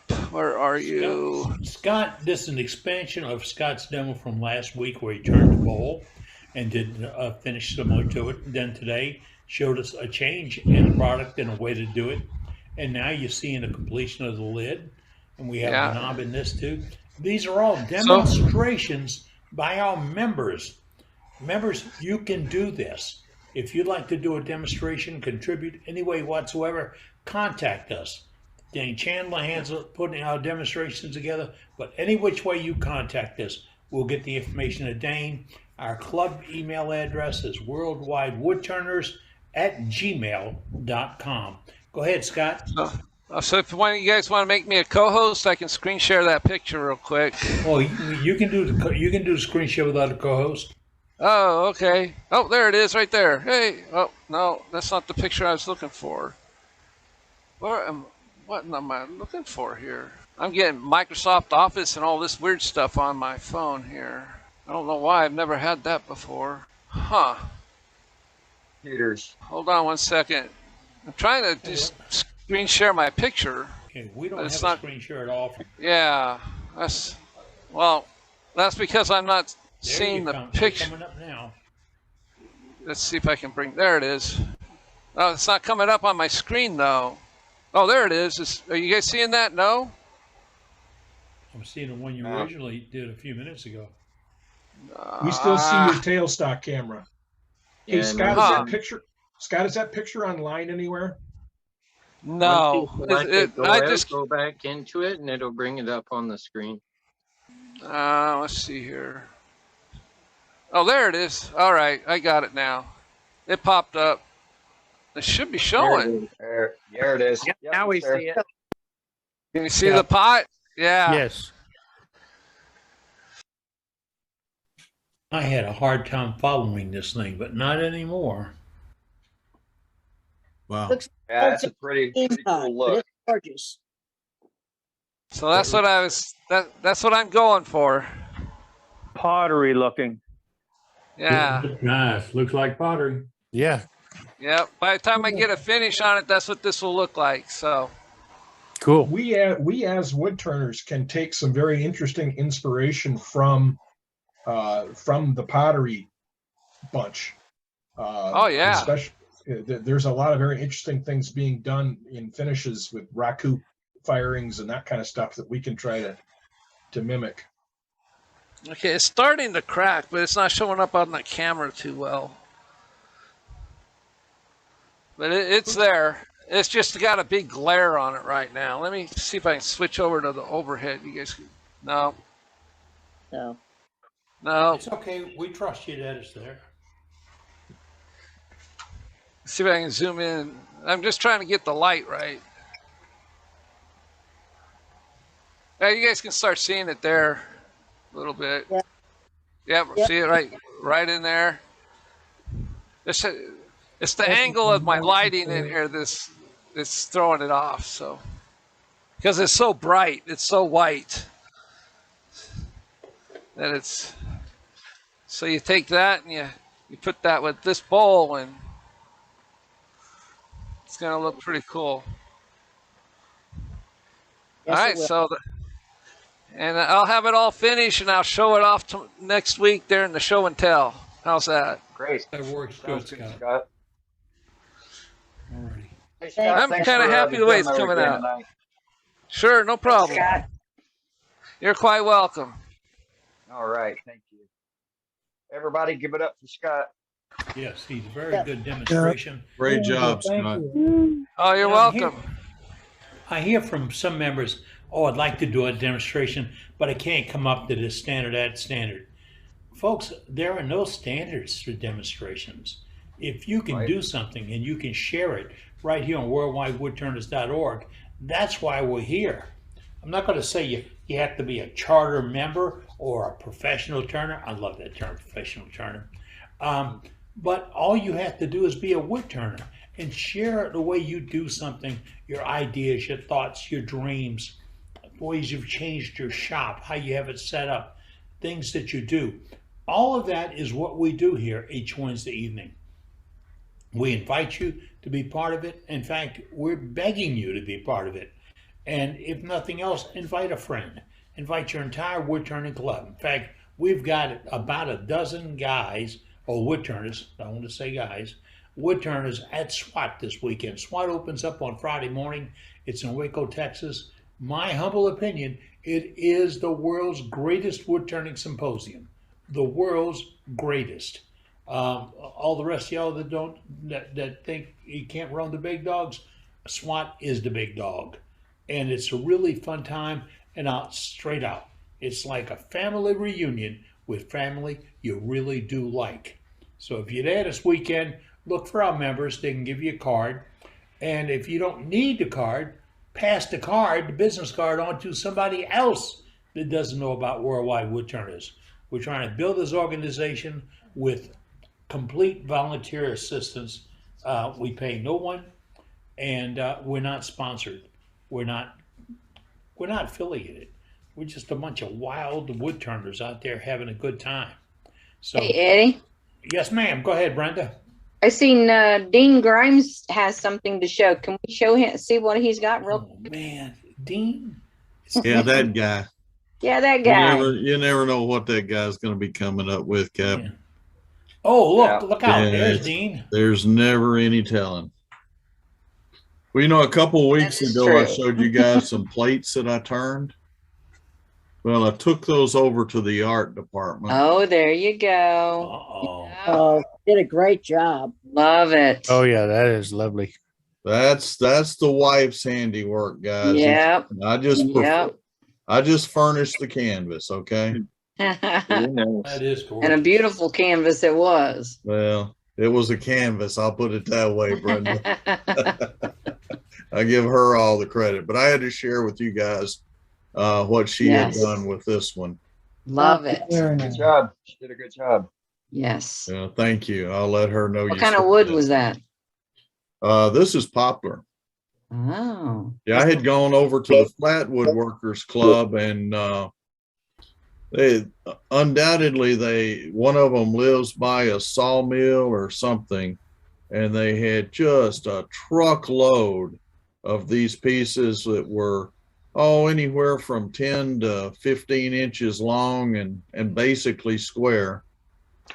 And I grabbed 4 or 5 pieces, and if I'd have known how well I was gonna like turning them, I'd have got a truckload, you know. Oh wow. But Yeah. no, it turned out I thought she did an excellent job, and Yep. of course, you know, give me an excuse to get on the lathe and I'm there. Absolutely. So Very looking nice. forward to heading out to SWAT in the morning. So hopefully I'll see some of you guys there. Okay. I wish it was going to be me. Looking forward to it, Dean. Hey, Dean, I've been out of the loop for a while. The last YouTube video I watched on you were making the lids for the mason jars. Did you ever get around to making one with one of your crosses as a finial on top of one? I haven't, and actually I hadn't done with the one with a mason jar yet. That was just one we had made some pasta, and the pasta sauce. Oh, that's right. Jar. That's right. Pasta sauce jar. Okay. And the wife just said, "Hey, I like that jar," and so I made a lid for that real quick for her. Yeah, that was really cool. I like that video. Well, thank you. Is that the professor speaking there? Yeah, I jumped in here Sounded like last the minute. professor, didn't it? Yeah, it sure did. I don't know if you're aware of this, Dean, but you're not as protected today as you were yesterday. Uh-oh. Because the Sarge is no longer the Sarge. He retired yesterday. I think I have that right, correct? Well, you know, the official date of becoming a civilian was August 1st. July 31st on paper was my last day in the military. So I am officially a veteran now, no longer active duty. But I am employed by the school district now. So I am Mr. Rowe, not to be confused with a warrant officer. What are you laying in bed? I am. Oh my goodness. I tell you what, you know, these guys retire and then just look what Yeah. happened. Loving retirement, aren't you? No, you know, I was, and now I'm not retired anymore. So the whole reason I haven't been able to get into these meetings on Wednesdays because I've been grading papers, or tonight I was inputting grades into the new system and whatever. And I looked at the clock and said, man, I got to get in there at least for the last few minutes. So any old ways. And I'll tell you what, that hair keeps growing out. Before we know it, he's going to have a mullet. I'm trying. I'm trying. Going for a man Well, bun. the top hair. And it'll never be a man bun. I promise you that. Maybe for Halloween. Maybe for Halloween. That'd be the only time you'd see a man bun on this redneck head. Hey, I got to go with you on that one, Doug. Hey, that's you're, when you're the freak- and retired that's now. when You the- need to grow out your beard. I made All right. it 2 weeks, and then I said I can't do it. It was itchy. Food got caught. I said nope. This baby face is meant to stay a baby. Oh, you got to hit at least a month, and then it quits itching. Nah. Yeah, there you go. Yeah, for sure. We'll work Couldn't on you. do We'll it. work on you, Doug. Thank you, buddy. Good seeing you tonight. Good seeing you guys too. Doug Rowe was one of the folks that I contacted 3 years ago when we started putting this program together. I had a handful of wood turners from around the country, and I contacted him and said, is this a viable idea? And that was before COVID, before Zoom was popular and all that. And the response was, yes, it's a viable idea. And I keep beating the drum on this. It's only as good as our membership makes it. So we look for you to be involved, share your tips and tricks, show us your work, and we do have a no but guarantee. If you're showing us your work and you say, hey, I did this, we by honor, we cannot say, yes, that's nice, but that but can't come in there. No, it is your art, your work, and you're one of the finest wood turners in the entire world. I really believe that. And don't even get me started on professional and expert turners and all that. Don't. That'll light my fire even more than WD-40 does. All right, folks. it's Hey, coming- Eddie, I had one more thing I had to jump in and say tonight. I did get a chance to talk to Kim Tippin over Messenger a couple of days ago, and she did ask me to say hi to all of you from her. She was letting me know that just where she's at right now, her Wi-Fi is just absolutely terrible, and that's why she can't get on a Zoom meeting. But she does miss everyone, and she does want everyone to know she says. Good. Thank Right you. on. Thank you, Doug. Well, if you talk to her, tell her hi from all of us. I sure will. And tell her that we do not use the term scrap wood in this club. There's no such thing as scrap. What did you say? Hey, I didn't say that. I mean, I think that tall, lanky lady will come beat up on us. I'm not taking a chance. I wouldn't either. Yeah, I'm more afraid of her husband than I am her. You're afraid she's going to crochet you a pair of pants. Why did you go down that road? I have to bring that memory up. I wanted Oh man. Kim Tippin, if those of y'all just joining us, Kim Tippin was one of our early members, and some house building situations have changed her life a little bit. But she does some awesome work. She does some great videos. I don't believe she can do the videos right now in the situations she's in. But if you look up Kim Tippin on YouTube, you'll see some really fantastic work. And she explains it all the way through. And it's not like look what I can do. It is look what you can do. And that's why we like Kim and we tease about her. Well, we tease about all these guys. Nobody's safe in this organization. Yeah, tell me about That's it. true. Turners, That's true. hanging out on the tailgate of the truck. Everybody's Hanging fair out- game. Exactly. That's right. We're all friends hanging out on a tailgate telling lies, stories, and wood turning. All right. With that, folks, it's time to pull the plug. 9 o'clock p.m. Central Time. We will be returning next Wednesday evening. We say 6 o'clock Central, but I got to push the button at 5:30 or Brenda gets upset. We don't want Brenda upset. In behalf of David in New Zealand, oh, wow. He's in Australia. Donald, I'm sorry, Donald. I don't get the name right. Donald in New Zealand, save the chat. There's a lot of Good night, great everybody. information there tonight. Good Good night, night. Y'all be Good night, careful. everybody. Good night. Pay attention to what Sue says. Be safe. Good night, everybody. Not everybody. Everybody, whoever's at Good SWAT, night, I'll all. see you there. Night all. Have fun at SWAT. Good night, everybody. Pictures. Stay safe. Have a great week. Good night. What? California.